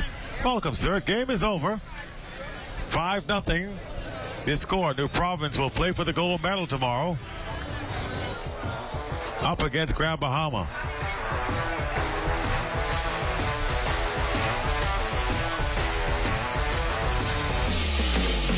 And Mike Cal will play for the bronze.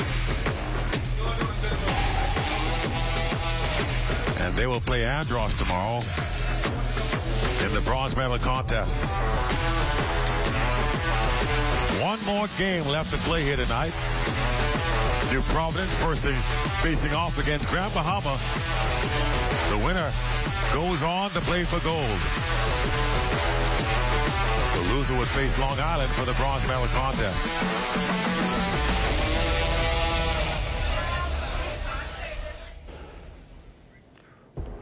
All right, so New Providence taking out Mike Cal. They will advance to the gold medal round. So in the gold medal game tomorrow, it will be New Providence and Grand Bahama playing for gold.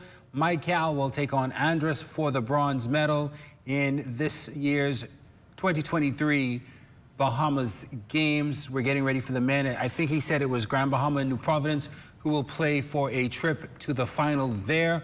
Already in the bronze medal match, though, is Long Island. The loser of this next game will play Long Island for bronze tomorrow as well. So again, we get started tomorrow in softball. We start at 9 o'clock with the women's bronze medal matchup between Mike Cal and Andros.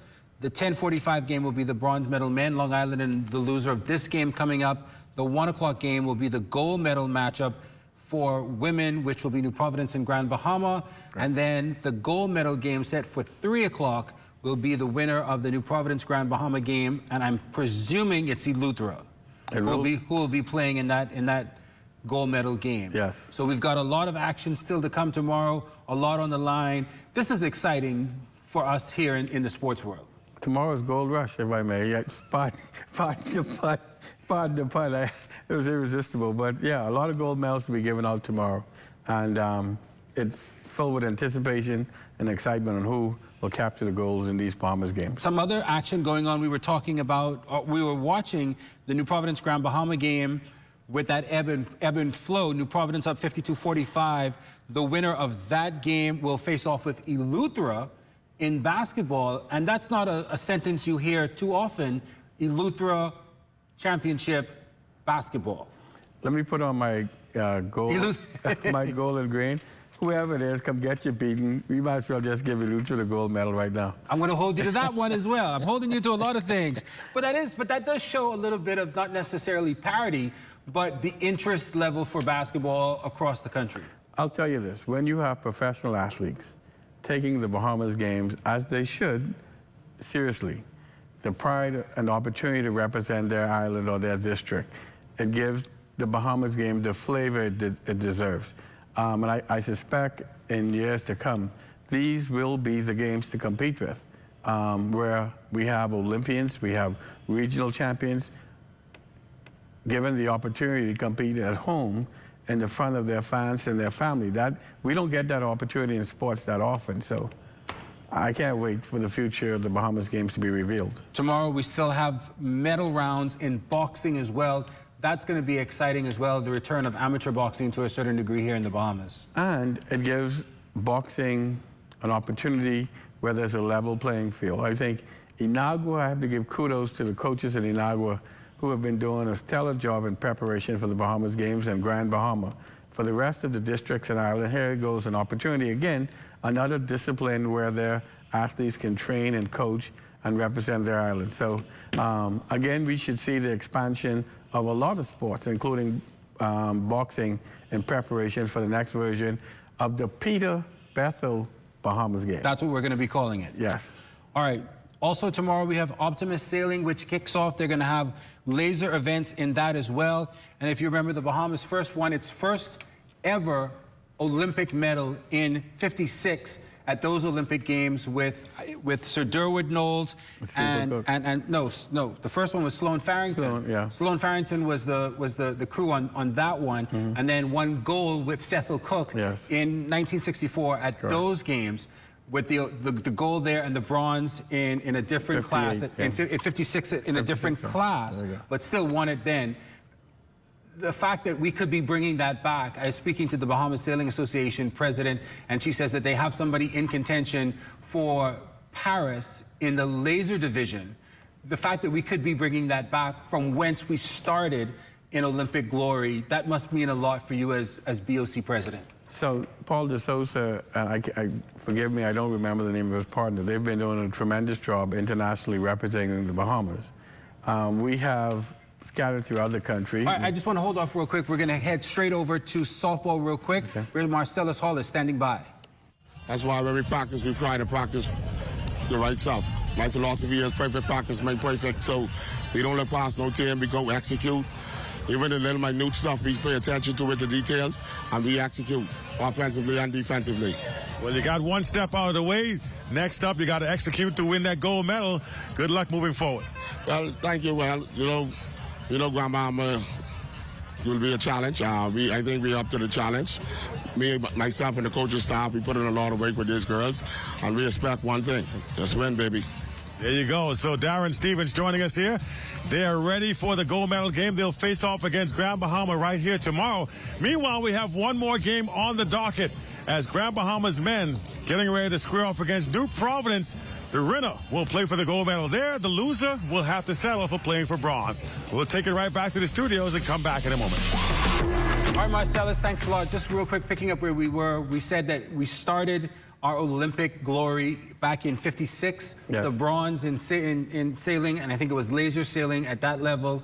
Our star, and then we moved to laser in not the next games, but the games after that, where Cecil Cook and Sir Durwood won the gold. That we have a possibility in Paris to return to play and qualify for that. And Laurie Lowe from the Bahamas Sailing Association says that he may qualify, but this would not be the games that he would win. It would be 4 years after that. And again, you don't just show up and win. This is very much a progression in terms of the experience and everything else. The fact that we could be back there, that must be exciting for you. Yeah, so it's Joshua. I can't remember Joshua's last name, but Paul is sailing well as well.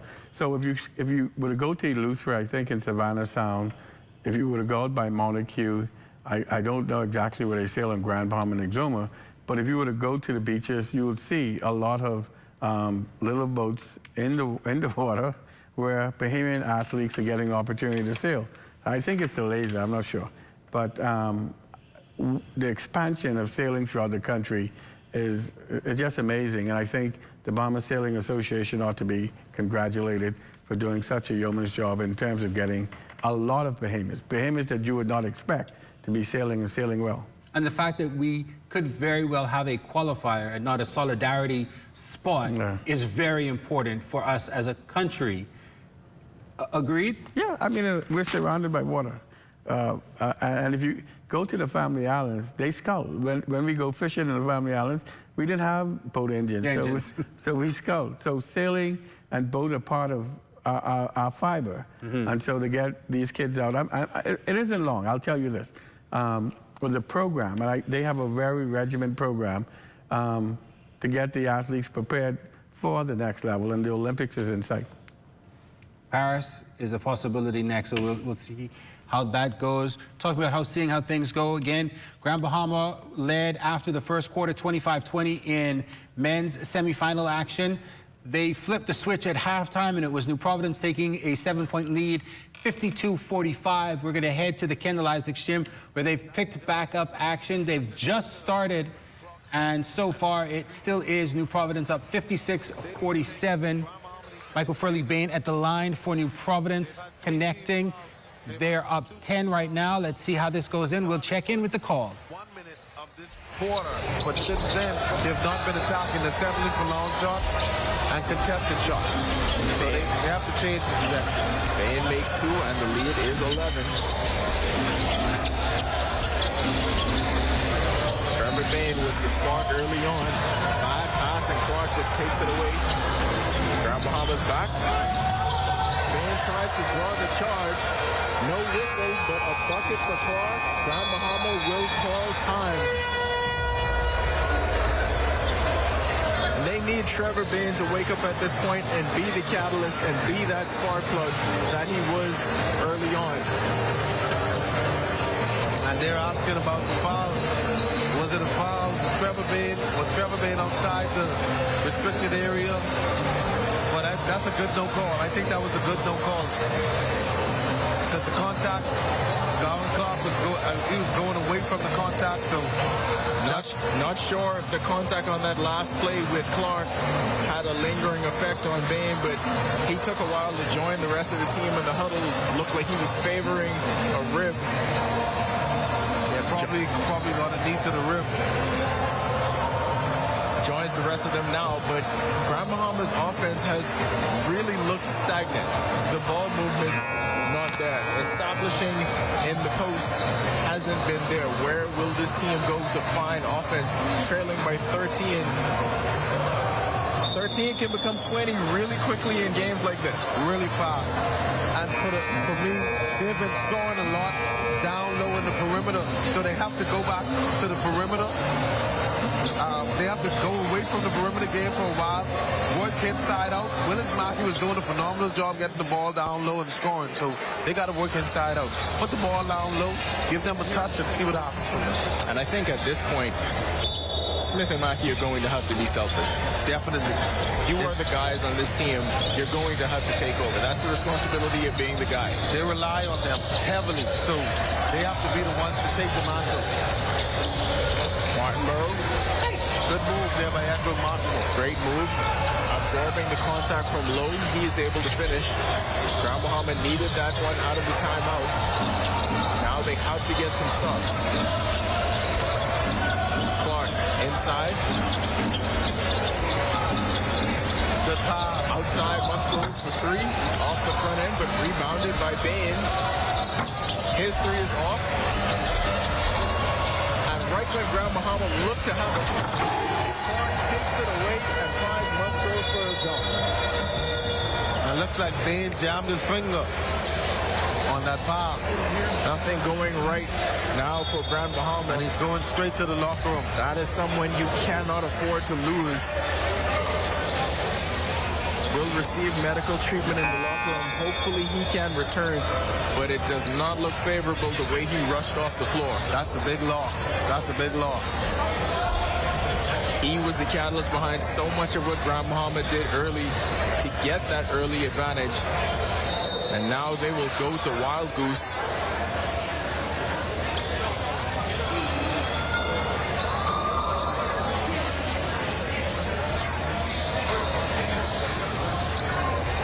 Christian letting him know the substitutions have to happen At the desk. Yes. at the desk. Doesn't matter if he just walks off the court. So he's telling Wild Goose he did not check in. There was no injury time on call. Bain just rushed to the locker room. Franco Miller says, okay, think I better make my You think because everything's fast and loose right now, Franco's going to get Trevor Bain's jersey and checks into the game. You know, they have the similar demeanor, similar build. I guess he said who would know the difference. It would make things entertaining. Yeah. Smith inside to Ferguson, doesn't get it. Mackey misses the tip-in. And of course, the Providence gets to the ball first. Clark. True contact, no foul call. Grand Bahama comes away with it. Mackey on the drive, steps through. Good move by Willis Mackey Jr.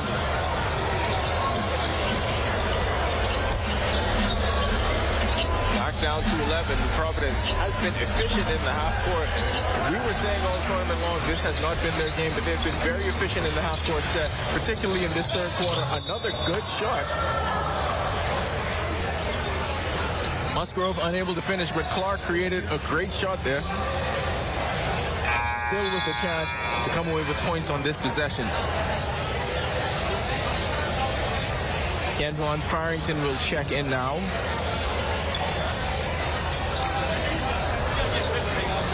This this one has the crowd mum, Ronaldo. The crowd is now gone so quiet after this run here from the Providence team. Because whenever it's New Providence and Grand Bahama, let's face it, we are expecting Hugh Campbell type atmosphere. That's where we always got it. Absolutely.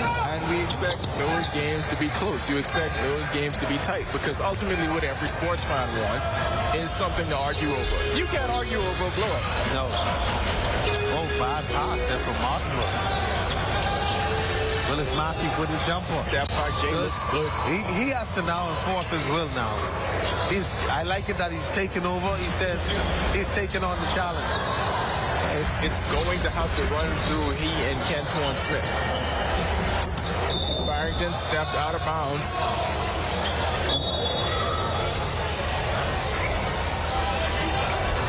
So Kentuan Smith and Willis Mackey will have to take it upon their shoulders right now to get into this game. Barrington pressuring Martinborough full court. And back to Willis Mackey. I like this matchup. He has the speed advantage over Lowe. Pull-up jumper again. Off, but Ferguson good tip by for Ferguson. the tip. The lead is under 10.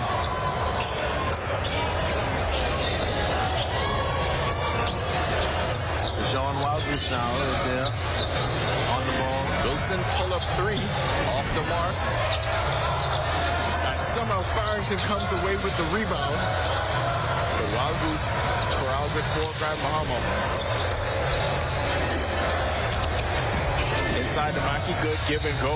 Finds Mackey, and he is livid that he did not get that foul call. Farrington on the other end. So tough in the way he finishes. We saw the last game where we talked about Dominic Bridgewater and Godfrey Rowe, small guards that finished well. Ken Von Farrington cut from the same cloth. And he's sneaky too. He has some sneaky hops. He has some sneaky hops. So he can get up there. He can throw it down if you let him. Mackey still cannot believe that he did not get the foul call on that end of the floor.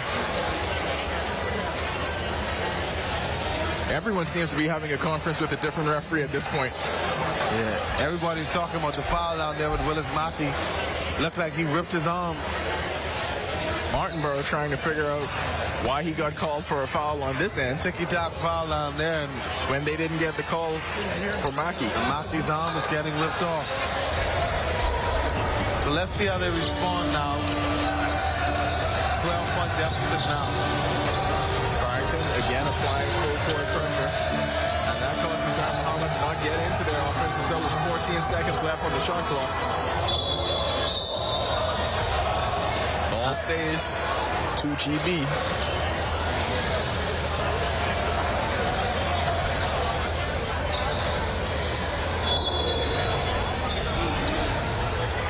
John Wildgoose now, bad pass. Dangerous inbound pass. You cannot make those kind of passes with Furley Bain lurking. You have to be more cautious with the ball right now. They're turning over the ball too much. Every possession counts. 4 minutes left in the third quarter. Every possession counts. And they're getting into it with the referees too much. They need to just settle down, take a possession, one possession at a time, get some stuff, and try to chip away at this lead. Bain returns to the bench, but like you questioned in the first half, interesting that they didn't go with Pratt in this situation once Bain exited. I thought Pratt gave them great minutes, and he's a mismatch on both ends of the floor. Didn't go to Pratt, didn't go to Baisden, didn't even go to Martin. They went to Wildgoose, and he's had a couple turnovers. And I don't see Pratt on the bench. Okay, he's on the bench, but he knocked down a three as soon as he was inserted in the game in this quarter, and then you haven't seen him. He's gone ghost. He's really been having his way. He's been driving the ball. If they ran him off the line, he's doing a good job of getting to the basket. I don't know if any 6'8" guys are going to sit on the bench if I'm coaching a team with a chance to go to the gold medal game. Me either, and not for too long as well when they're a matchup. Nightmare for the other team.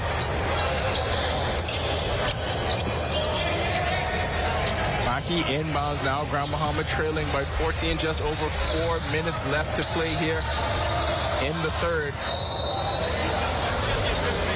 So Dylan Musgrove there with a hand check. 2 hands on the back of Willis Mackey. You can see that Willis Mackey and Kenton Smith are both winded at this point. They're trying to give it their best. Well, we saw in our first game of the afternoon where we wondered if Waltia Roll would step out.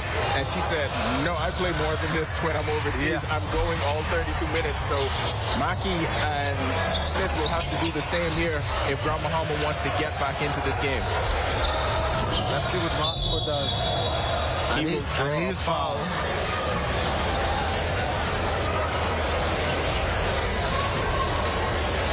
Adriel Martinborough will go to the line to shoot 2.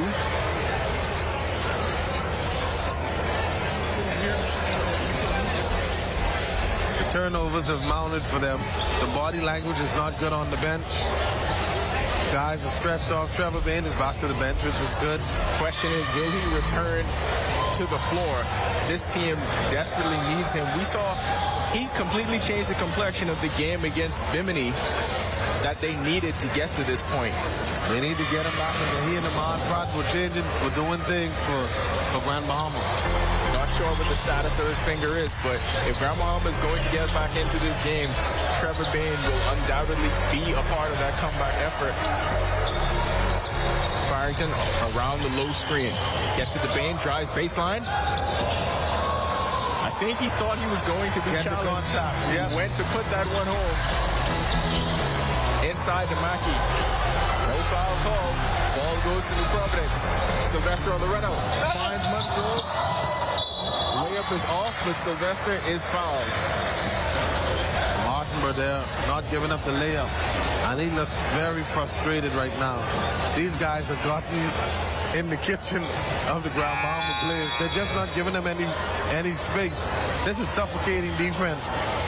They're not used to this up and down. You can see everybody with their hands in their Kimber's hands on their knees. Hugging on shorts. Yeah, they're not used to this frenetic pace. And that is what is wearing down Grand Bahama right now. The Providence team is just out in a track meet. The athleticism of Sylvester jumps off the screen with just about every move he makes, whether it's just grabbing a rebound. We saw that emphatic dunk in the first quarter. He's been so instrumental. Well, a lot of these guys, but led by him, they are playing so much bigger than their stature, and that's the reason why they have this 12-point lead. Yep. And he's been good here in the past few minutes. He's knocking down some shots, dribble drives, gets to the basket, offensive rebounds. He's doing it all. Bad part for Grand Bahama is they have not cut into this deficit in the third. Chuck hitting the 3-minute mark here, still at 13, and that's Willis Mackey's shot. So he's getting cooking, and they need him to be good. And there's Pratt. And there's Pratt again with a knockaway. Off a made jumper, they're still running and forcing the issue. Grand Bahama defended that one well, but the Providence is still running. Great defense by Pratt to get back. Great defense. He's long. It's good. He's got a hand on it. Again, pull-up jumper. That one off the mark. Rebound goes to Farrington. Sylvester slows it down this time. Changes speeds and does it again. Nobody closes the lane, and Kempsey Sylvester takes advantage.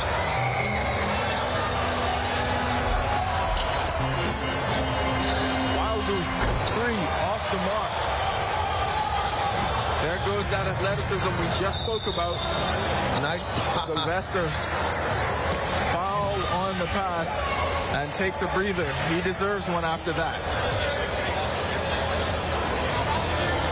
Kempsey Sylvester getting up and nobody going up there with him. For the second time this game, flushes it in traffic.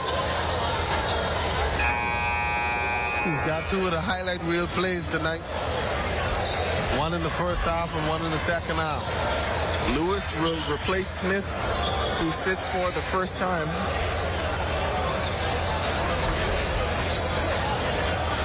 So Grand Bahama goes with Lewis, Pratt. Bain also re-enters the game, along with Wild Goose and Mackey. Emmanuel Alexander will re-enter the game for New Providence. Out there with Farrington, Brandon Shawn, Wiley, and Sylvester. So it looks like they're going into the press. What does a Marcana team do when they're up by 14? Press. Or down by 14. They still press.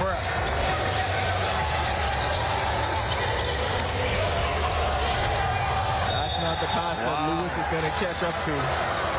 Wild Goose again with the turnover.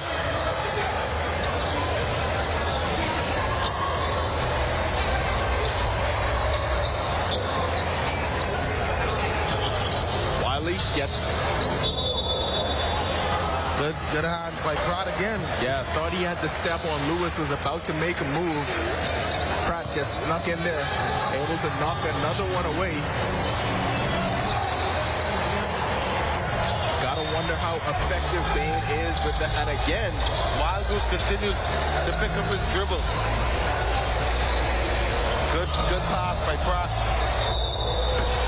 And Trevor Bain will go to the line with the clock stop here at 1:35 left in the third quarter. feels like that's the first shot he's taken since he had that flurry in the first quarter, and not sure how much that finger is going to affect him the rest of the way. He's going to gut it out, and obviously he's going to play. How effective he's going to be is another question altogether. And they're going to need his productivity down the stretch. Seems to be all right after he makes that free throw. Everything is better with a make.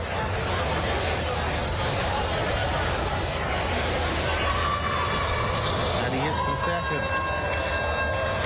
Makes them both, but this Grand Bahama defense not getting enough stops, not cutting into this lead. They came into the third trailing by 7, the lead now 12. Wiley likes this matchup against Lewis. Sylvester was ready to do it again. He's all over the boards. Wiley has always been one of those face-up type of forwards. Loves when you have a slow-footed guy against you trying to get to the rim. Also a good facilitator in traffic. And Roosevelt Wiley had a short stint in Harlan College in Canada, so he's been a part of some college system. Plays locally here in the Providence, in the New Providence Basketball Association with the Discount Distributor Rockets.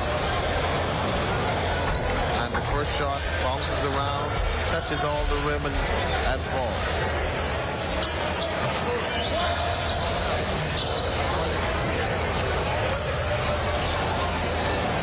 One is up and it looks good, and it is good. Good free throws from Wiley. Lead grows to 14. Alexander and Farrington in the backcourt pressing. Sean nearly had that one, and the entire bench is up and telling him, Trevor Bain went for it all. Wiley, great defensive effort. Hopefully Bain isn't hurt again. He's down. And he's now holding his knee. So the finger, knee, he's only singing head, shoulders, knees, and toes. I don't know. What's next, Ronaldo? That's what I try to figure out every time you go with one of these. In my mind, I always say, what's next? He started off singing Respect. Was that Aretha Franklin? Yeah, Aretha. He started off singing Aretha. Now he's singing head, shoulders, knees, and toes. I don't know where we going next. Your music selection is all over the place. Yeah, Trevor Bain is getting beat up. As is, I feel like the entire Grand Bahama roster. Absolutely. The one thing that the Providence guys are not going to do is allow easy baskets. You see that they're protecting the rim at all costs, and they're playing ball-hawking defense. And they're going into their diamond press, forcing the Grand Bahama team to pick up the basketball.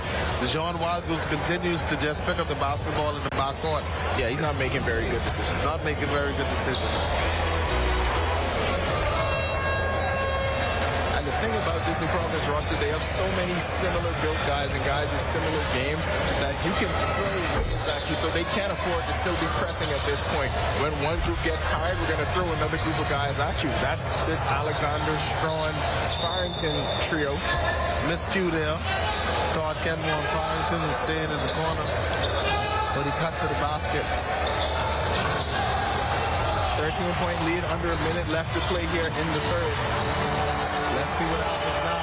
They need to go to the post. They got Lewis down there. They're staying out on the perimeter. Ball movement is poor right now. Aki goes for the pick and pop, doesn't get it. Pratt with the drive, tries to step through. And he'll be going to the line for two. Strong call for the block. Both teams seem to be in the bonus right now.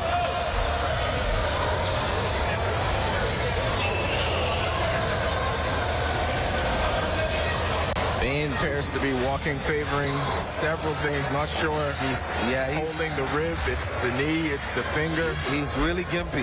Head, shoulders, knees, and toes. I don't know. He's really gimpy. You can sing it again if you want. We have time. Head, shoulders, knees, and toes.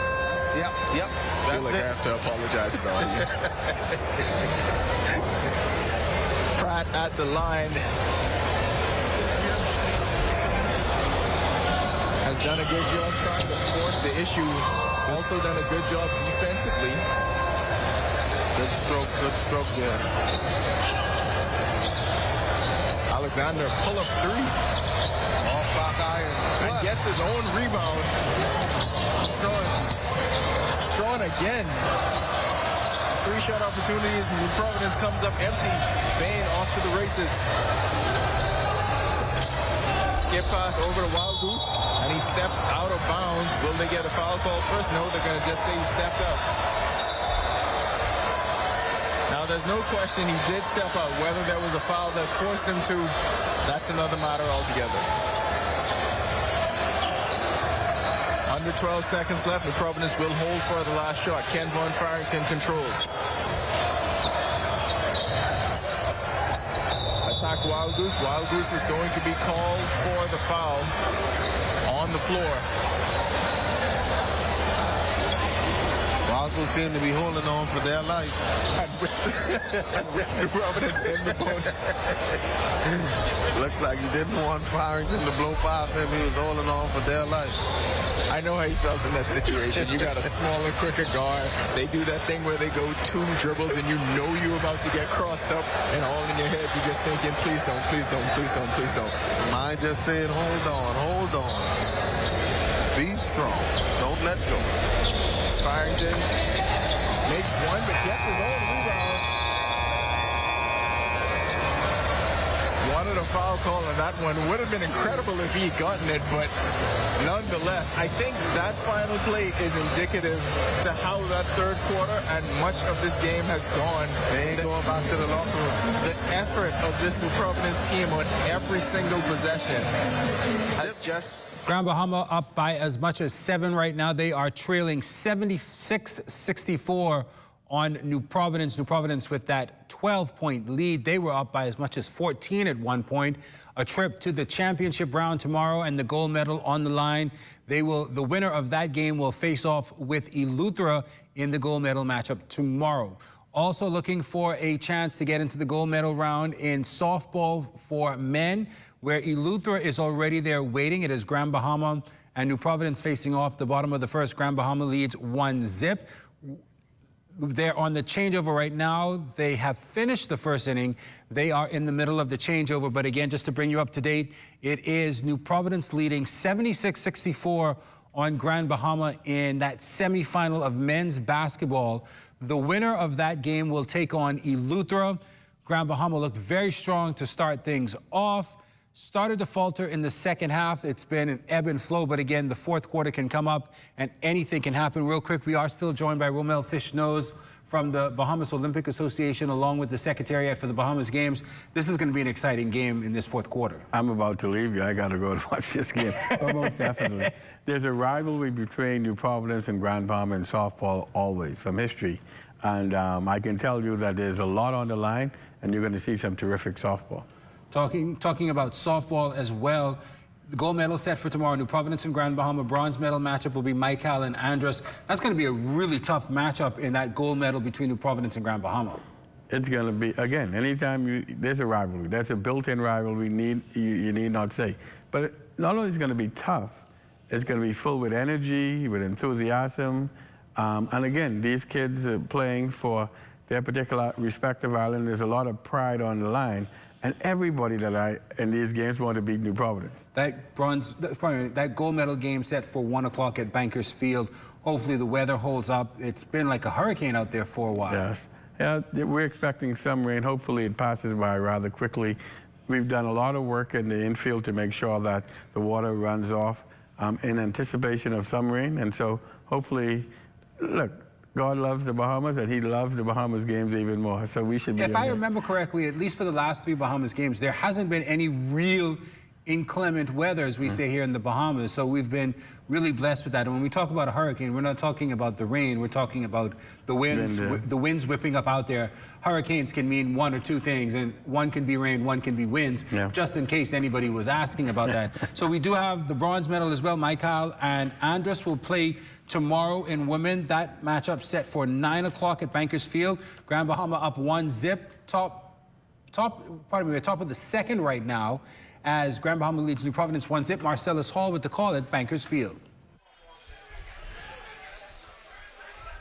A ball and a strike now.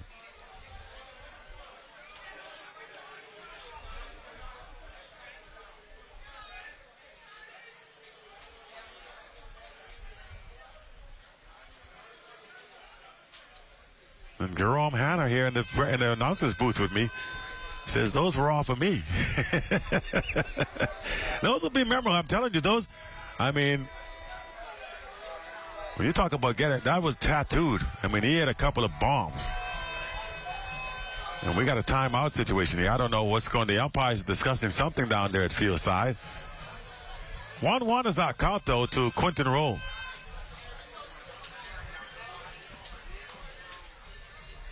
There's Brandon, the manager for Grand Bahama. Brandon Jones. Used to be a pretty good softball player in his own right. Now coaching this Grand Bahama squad. And here's Cardinal Gilbert. Hard hit by Quentin Rowe. Boy, he hits the ball hard. You better be ready if you're playing those corners. This particular third base, he turns on it. It's going to get on you in a hurry.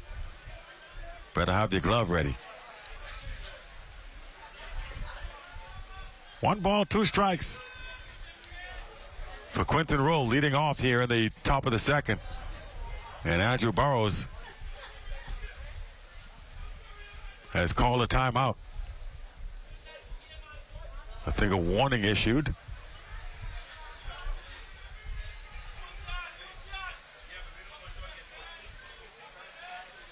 The Grand Bahama bench, they had some players maybe out of the dugout.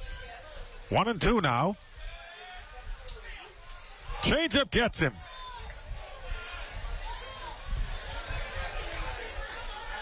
Now, how is that not strike 3? Didn't he foul off a couple of pitches? Is my math off? I swore I saw him foul off 2 pitches. Maybe not. All right, so now he's got 3 strikes. Well, 2 strikes, I should say. 2-2. And now the umpire, Justin, says 3-2. 3 balls, 2 strikes. Goes back to the changeup and pops him up. Center fielder Mark Watkins drifting over, makes the catch for out number 1. The light's fooling him for a second. You see him pointing up into the sky there. At night, it's difficult to adjust to it. You look up at the wrong time, it's going to blind you. He was able to get in there and make the out, though, as Roll goes down on strike. Well, brought the fly out to center field. In comes Larry Russell, and he'll take strike 1. It's a 1-0 game here in the top of the second. As Cardinal Gilbert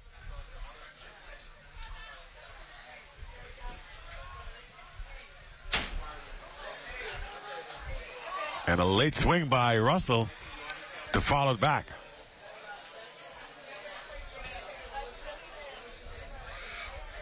Two strikes.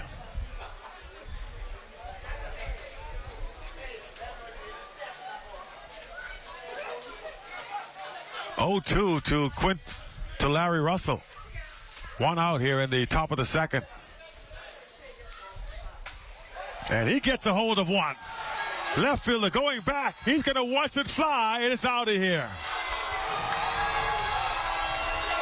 Larry Russell goes deep.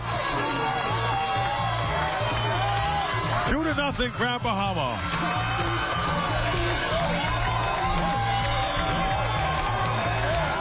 A blast by Larry Russell puts Grand Bahama up by 2. This is a dangerous lineup for Grand Bahama. They got a lot of guys with some power. Tell you what, Brandon Jones told me prior to this game, he said, you didn't interview me today, but you'll interview me tonight as the winning coach going to the gold medal game. And into the batter's box next is Akeem Cooper.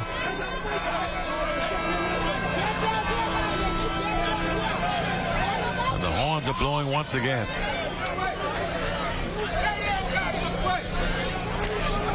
Slap bunt. And that's going to be foul. Well, he was caught for an out. Third baseman jumped right all over that thing. That's Aaron Wood, who was coming in to make the play, able to snatch it and make the out. And now here's the pitcher, Quentin Cooper. Swings for strike one.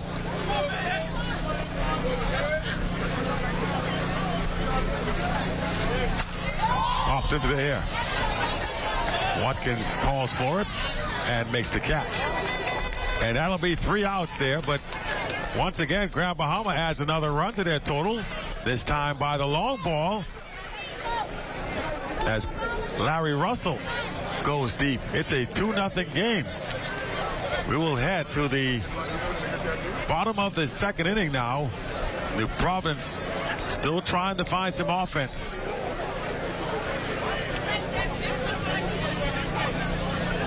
As we continue with softball here at the Bankers Field.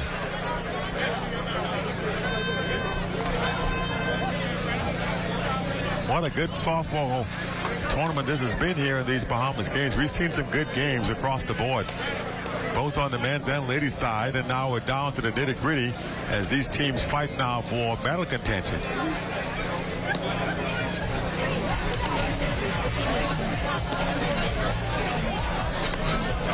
Big third baseman there, Quentin Rowe. Boy, this is a big fella to be playing third base, but all right, so I'll bite.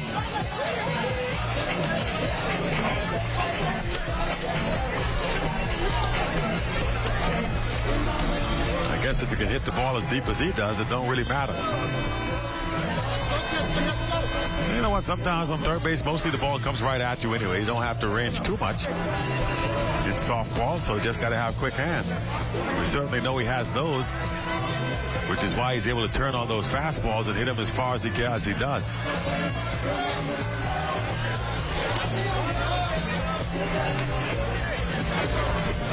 So we'll move to the bottom of the second inning. New Providence still looking for their first runs. And they'll see if they can get it done here.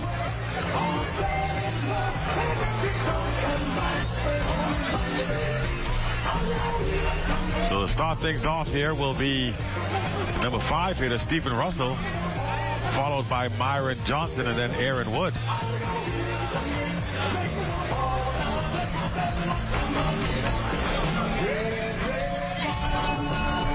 So here we go, bottom second action coming up.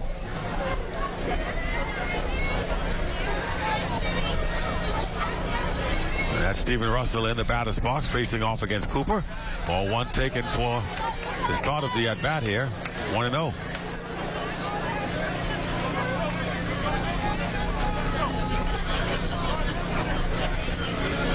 1-0 pitch.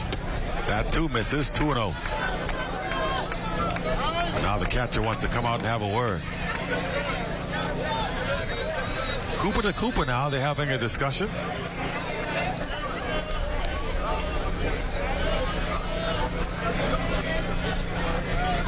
My guess is they're related. I don't know.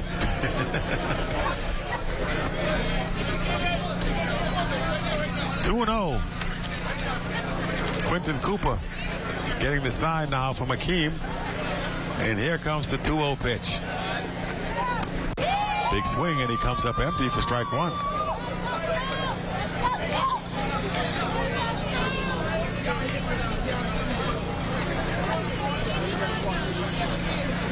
Steven Russell ready for the 2-1 delivery. Missing away, 3-1.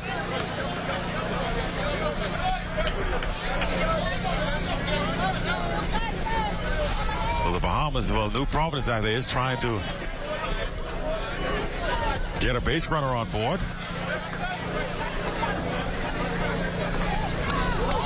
Again, swinging in, fouls it back for strike 2.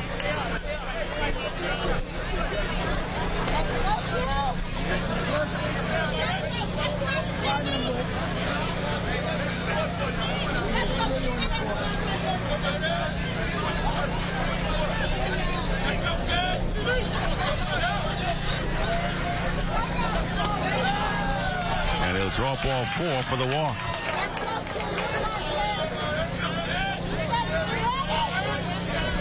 So a leadoff walk here to get things going for the New Providence team in the bottom of the 2nd inning.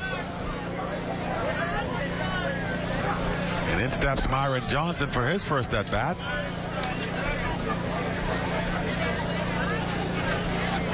New Providence looking to try to get something going offensively here. Shows bunt, puts it down, and that's going to be a dead ball. Dead ball situation. He was still in the batter's box. Grand Bahama wants him to be called out, saying he was out of the batter's box, but no doing.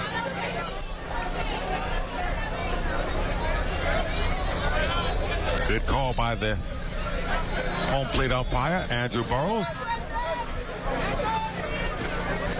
He was definitely still in the batter's box. Don't blame Grand Bahama for arguing, though. They want to, why not? If you can influence the call, why not try it? A lot on stake, a lot of stake here in this game. Fans continuing to make their way into the ballpark here for this final game of the night. By the way, we'll have this broadcast on until 11. We do have to sign off at 11. Hopefully this one will be completed by then. But if not, we'll tell you all about it tomorrow in the newscast. That's a big swing, and he misses on the fastball.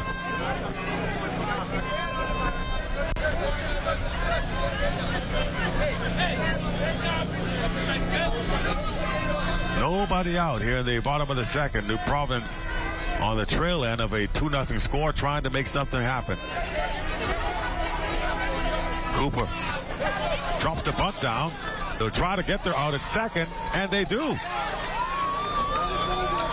Quick play by Cooper. Good thinking. So the bunt does not do its job.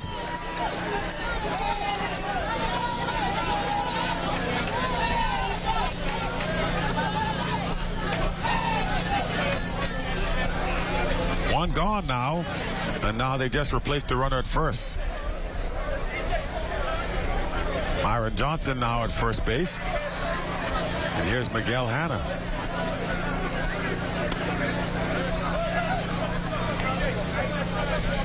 Actually, this is Aaron Wood at the plate.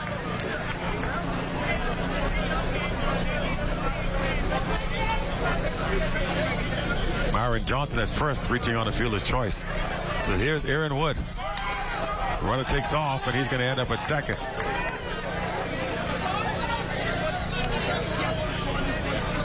Johnson's upset with himself. He's thinking that had I known where the ball was, I could have gone to 3rd.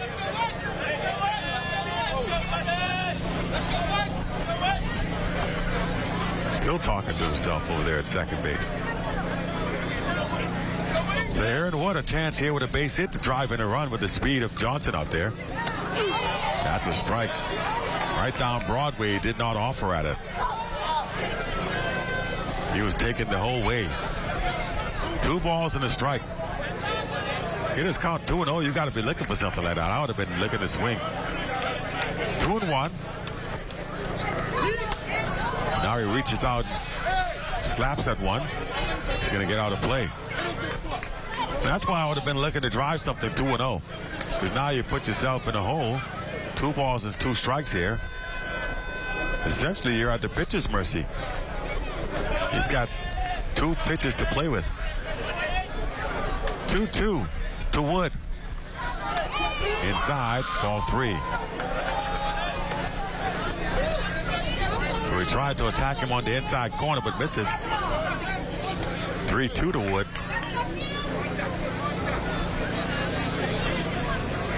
Runner at second is Johnson. 1 gone here in the bottom of the second. Here comes the 3-2.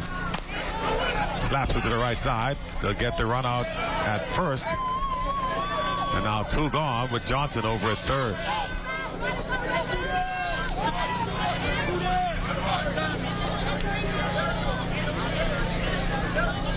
So it's going to take a hit here on pass ball to score the run as Miguel Hanna comes to the plate.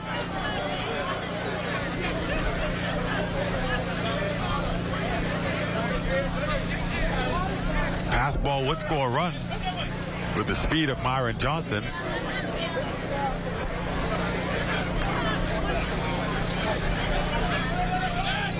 We'll see if Miguel can put a charge into one. He's a big, strong boy. First baseman. Slaps it up the middle. Shortstop Russell comes up with it, fires over in time for the out. That's how it's going to end. So they got the runner on board. They can't do anything with it. Our score remains 3-0 as New Providence still can't find a way to get on the scoreboard. Heading into the top of the third, Grand Bahamas still leading 2-0 over New Providence right now. A trip to the gold medal round on the line. We're going to head straight over to basketball, where New Providence and Grand Bahama are locked right now. Grand Bahama up by as much as 7 at one point. They now trail 95-73 with just under 2 minutes to go. We'll check in for those last couple of seconds. Yes, I come to the game well rested to give us a good show on tomorrow. Because we were robbed of a triple-double because of that. Absolutely. We were robbed of Bahamas games history. 1 assist. Because they had to interrupt the nap. Oh, man.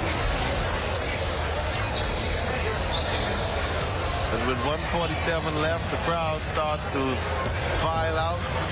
Maybe to go home or to go to another venue. Well, it's Friday night. Probably not. Friday night?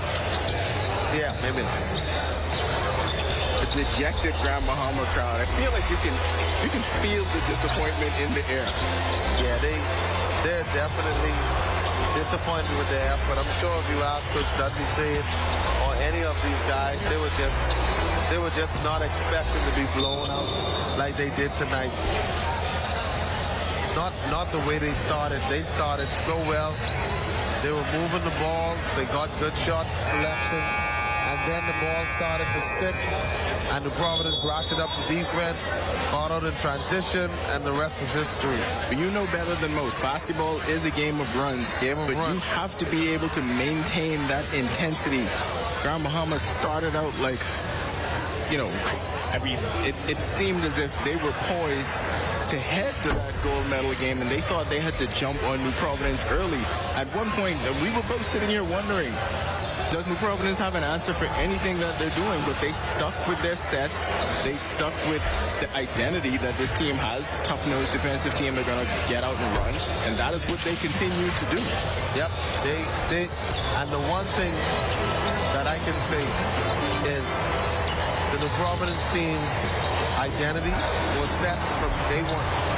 Yes. They came out, they'll press you to death, they'll run you in transition, and they have been knocking down shots. They've been sneaky because they've been knocking down shots from the perimeter when it counted. So all of the guys have been chipping in. It's been scoring by committee. One day it's Sylvester, one One day is Musgrove. The next day is Farrington. The next day is Clark.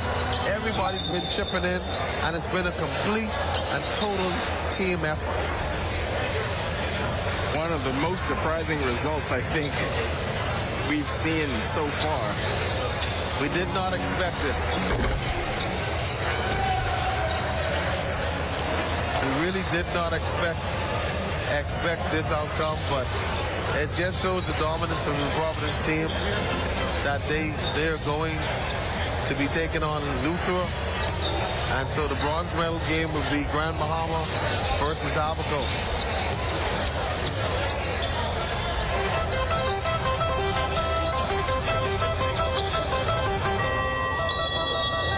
Providence content to just take the 24-second shot clock violation and assume that Grand Bahama would just dribble this one out.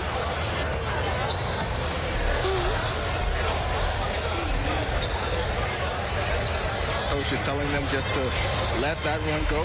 Yep, this one is over.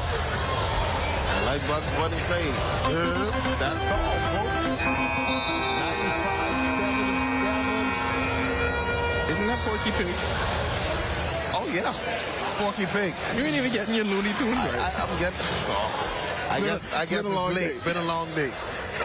So New Providence with another blowout win. Their average margin of victory has been 35 over the course of 5 games. Can anyone stop this? Yep.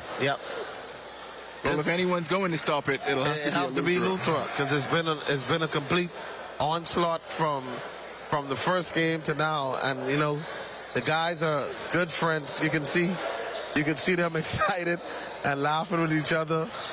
Sammy Hunter hugging Kenton, the mascot. Yeah, he pushed him off, said, you know, get away from me.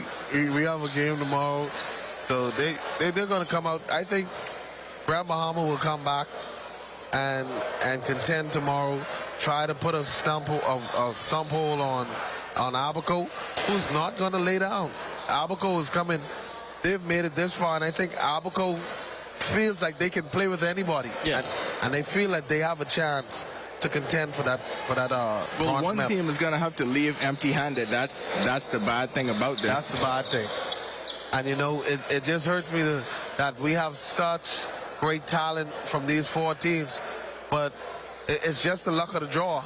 Somebody has to go. Let's head down to the sidelines now where Sasha will... New Providence advances to the gold medal round with a 95-77 win over Grand Bahama. They will face Eleuthera in the championship tomorrow. We'll take a break and be right back. You're watching live, continuing coverage of Bahamas Games 2023.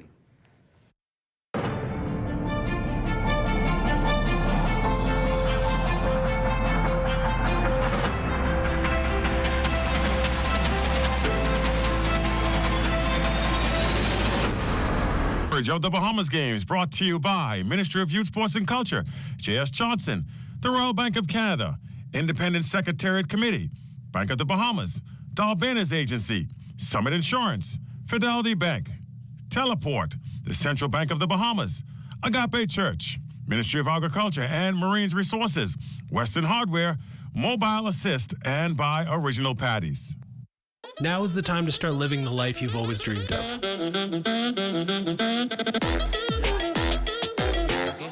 Purchase that new car. Consolidate debt. Make your house a home. Or switch your mortgage to lower your monthly payments. And BOB will be with you every step of the way to help you live your very best life. With the lowest consumer loan rates in the country, we are BOB, your bank of solutions. The most important thing in life is family. And whenever you need reliable advice, you look to the people you know you can trust. At J.S. Johnson Insurance Agents and Brokers, we earn our clients' trust every day. Whether it's home, motor, travel, or commercial insurance, we've got you covered. Call 397-2100 or visit jsjohnson.com. J.S. Johnson Insurance. Peace of mind. From those who are up before the sun. From those who are not afraid to get their hands dirty. From those who earn it from the sweat of their brow.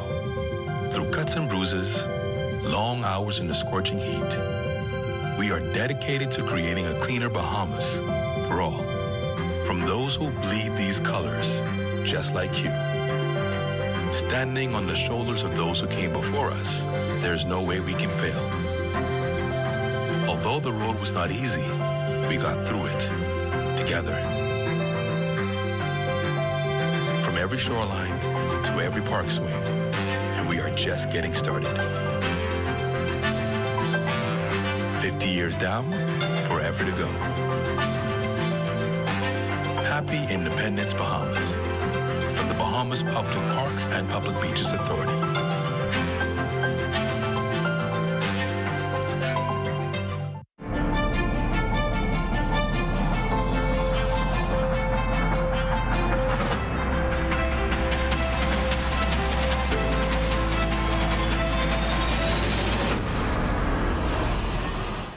Welcome back to continuing coverage of Bahamas Games 2023. A lot going on tonight. First, in women's softball, we now know who will play for the gold medal tomorrow afternoon. It will be New Providence and Grand Bahama. In women's softball, Andrus will take on Mike Kyle to start things off tomorrow, 9 o'clock at Bankers Field to play for the bronze. Right now, New Providence and Grand Bahama facing off to see who will face off with Eleuthera in the gold medal match of men's softball, pardon me. The loser will face off with Long Island. Over on men's basketball, Eleuthera and New Providence now will be that gold medal matchup, while Abaco will take on Grand Bahama. According to BOA President and Secretariat member Romel Fish-Knowles, this would possibly be the first time Grand Bahama loses basketball. I'm not quite sure if we can chalk that up to parity or just the difference in play between those two teams when they matched up against each other. But nonetheless, it will be Eleuthera for the first time in the championship round facing off with New Providence. Also tomorrow we have boxing that starts about 10 o'clock in the morning, along with track and field, which will wrap things up starting at about 3 o'clock tomorrow. And then for the first time, we will see some more opti sailing. And of course, that's one of the newer sports in the Bahamas Games. They usually use a small dinghy. It's really intended to be used by young people up to about 15 years old. It's called the Optimist. And it's one of the 2 most popular sailing dinghies in the world, with more than 150,000 boats officially registered with that class, and many more built, but really never registered. It is sailed in more than 120 countries, and it is one of only 2 sailboats as an international class by World Sailing, exclusively for sailors under 16. Our young sailors had a chance to show off their skills at the Games in exhibition races. Here's how that went down. The inaugural day of Bahamas Games Opti Sailing has concluded as 6 teams conquered the Montague Beach waters, vying for the title of Opti Sailing Champion. So far, New Providence has the overall edge, leading 3 divisions thus far. Male leader for the Laser Division, Norman Cartwright of Andrus, spoke about his performance. I feel like my performance so far has been really well. I've let 2 races, first place slip away from me. So I have 2 firsts and 2 seconds so far. I hope to do better overall tomorrow. I've been international. I went to Turkey for the World Championships last year. And I also went to Brazil and Mexico in the past to compete for North American Championships.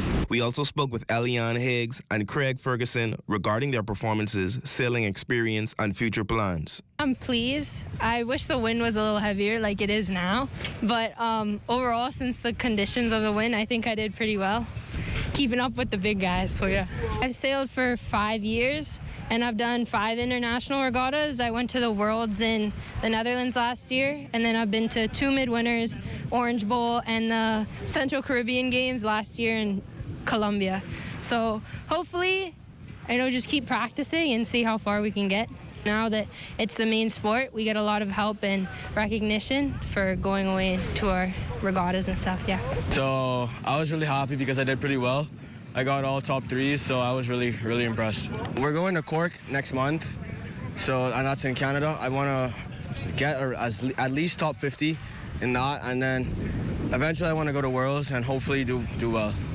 Gold medal races begin at Montague Beach tomorrow at 10 a.m. From the Bahamas Games, I'm Swanson Gibson.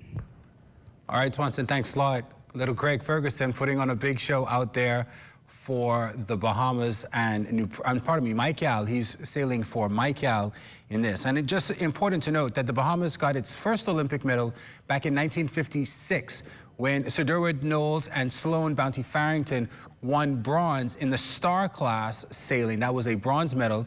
That same team did not come back 4 years later. It was actually 8 years later in the 64 games when Cecil Cook, along with Sir Derwent Knowles, won gold. It was the first gold for the Bahamas at the Olympic Games. It was not until 1992 when Frank Rutherford won bronze in the triple jump in the 92 games that the Bahamas saw another Olympic medal. So we're hoping that this sets off a trend for the Bahamas to go back essentially to where it started, with sailing as one of the stronger sports in the country.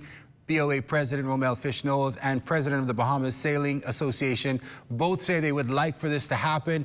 The next Olympics will be in Paris.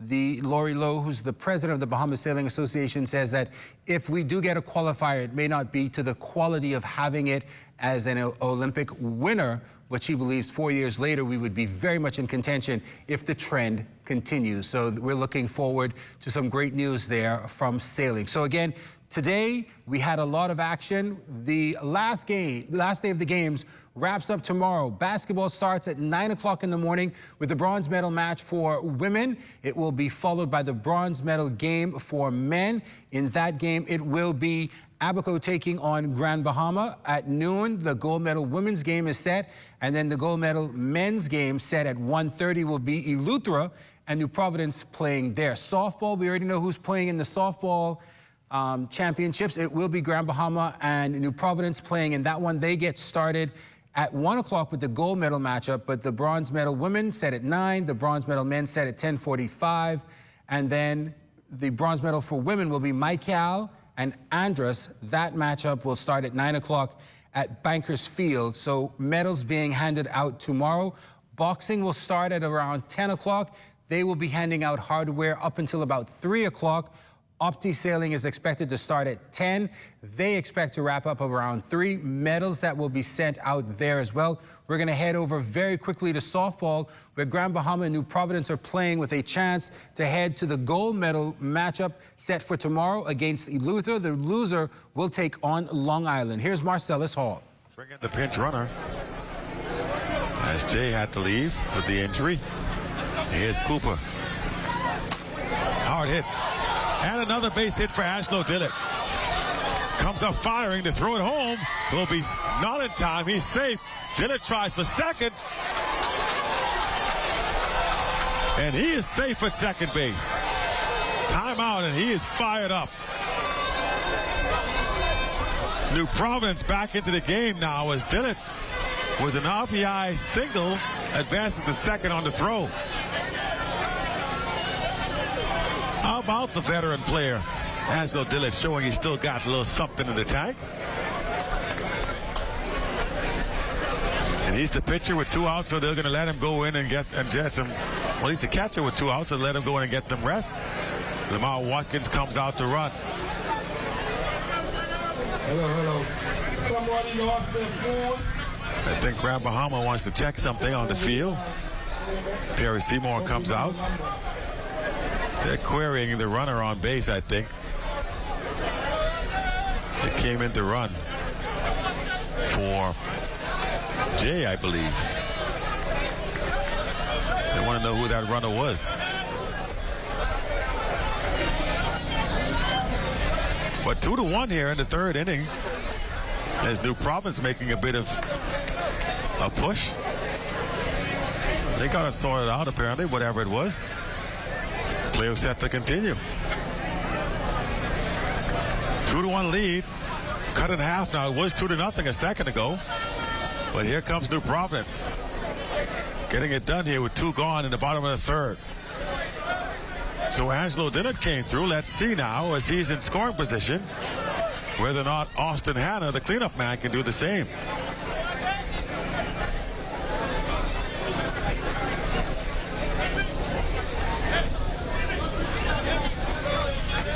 Austin Hanna stepping into the batter's box. Dillett at second. Here's the pitch from Cooper. That's a ball low. Well, actually, we have Lamar Watkins running for Dillard. Austin takes strike one, 1-1.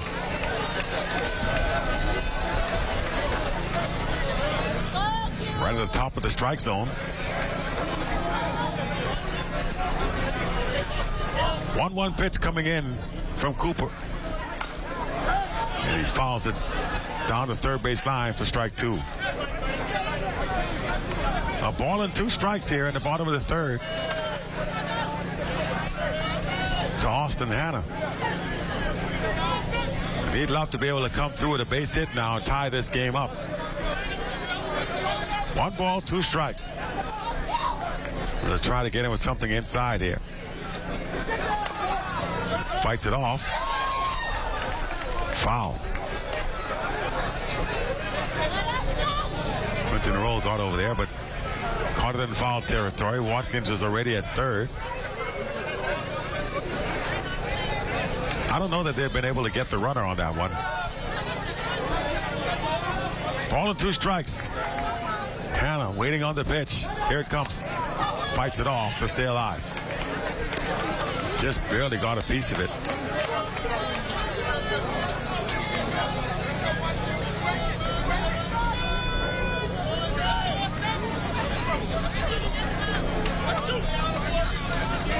One ball, 2 strikes. They'll do it again. Cooper strikes him out. So New Providence gets 1 run, but that's going to be all they get at the end of 3. It's a 2-1 game. New Providence back in it, but they still find themselves trailing here. With about 24 minutes left on the clock. We're going to have to break away from our coverage. We'll take it back to the studios. But so far, it's been a pretty good ball game here at the ballpark. You may want to work your way down here if you can, if you want to see the rest of this one. The winner goes on to play for the gold medal. The loser will play for bronze. I'm Marcellus.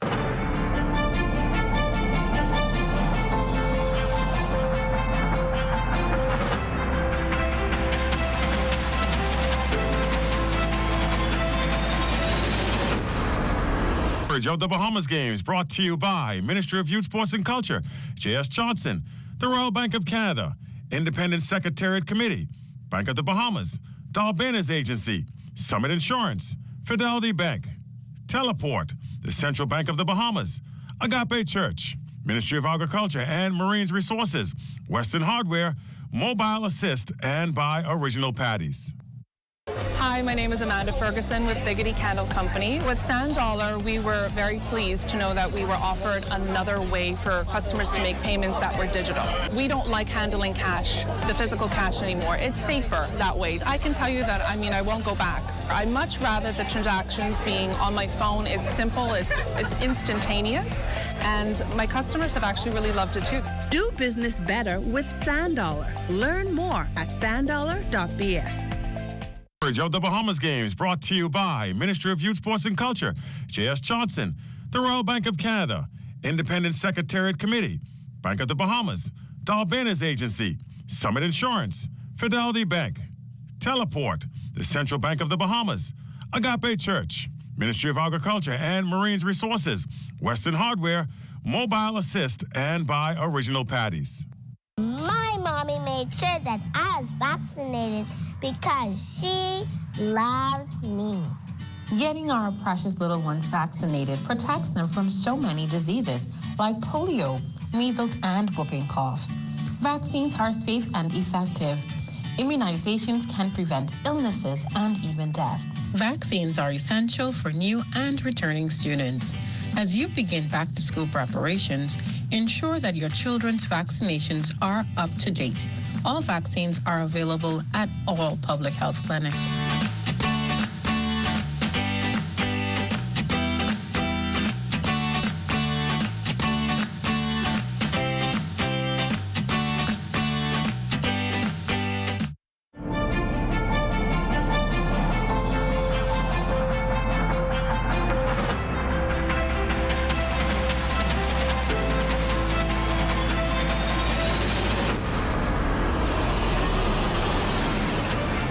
All right, so we're wrapping up our continuing coverage of Bahamas Games 2023 here in New Providence. It's been a great day, a lot of happening. Not too many medals being handed out, but a lot on the line to get to that medal round set for tomorrow. Basketball starts tomorrow morning with the bronze medal match for women starting at 9 o'clock. Men's bronze at 10:30. Noon, we'll see the gold medal round for women, and 1:30 we'll see the gold medal matchup for men. That should be a doozy between Eleuthera and New Providence. Softball will start at 9 a.m. with the bronze medal match for women. The bronze medal match for men will be at 10:45. 1 o'clock is the gold medal match for women, and then rounding things out at 3 o'clock will be the gold medal game for men. A lot on the line for right now. Sitting in the driver's seat waiting for a competitor, Eleuthera in gold. On the bronze medal side for men, Long Island is waiting for a competitor. It will either be New Providence or Grand Bahama. They are facing off right now as Grand Bahama leads that one at this point. We'll see how that wraps up. We'll have that for you first thing in the morning. Also, Opti Sailing picks up tomorrow at 10 o'clock. They will hand out some hardware. They should be sailing till about 3 o'clock at Montague Foreshore. Boxing kicks off at 10, and then things will wrap up with track and field. They will get started at about 3 o'clock. We'll have continuing coverage throughout the day of all of that. Everything will wrap up tomorrow night with the closing ceremonies. Bahamas Game Secretariat Deputy Romel Fish-Knowles tells us they will have fireworks and a show to rival Independence. We should all hold them to that, so we'll see how that goes. But again, thank you so much for watching tonight as we've been bringing you live, continuing coverage of Bahamas Games 2023. Make sure to join us tomorrow as we wrap up the first Bahamas Games in more than 20 years. A lot of excitement, a lot of gold, and a lot of love set for tomorrow. That'll do it for us here tonight. I'm Chris Saunders. Thank you so much for watching.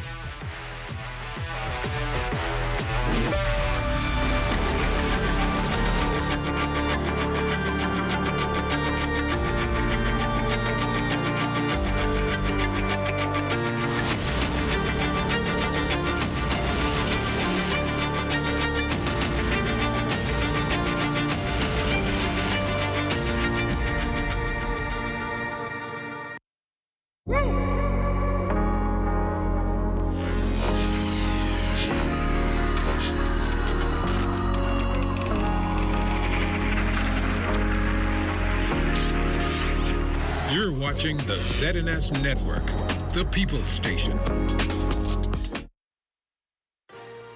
Coming up in the Bahamas tonight, the National Report, delicate Haitian negotiations. Keys to homes, a call for action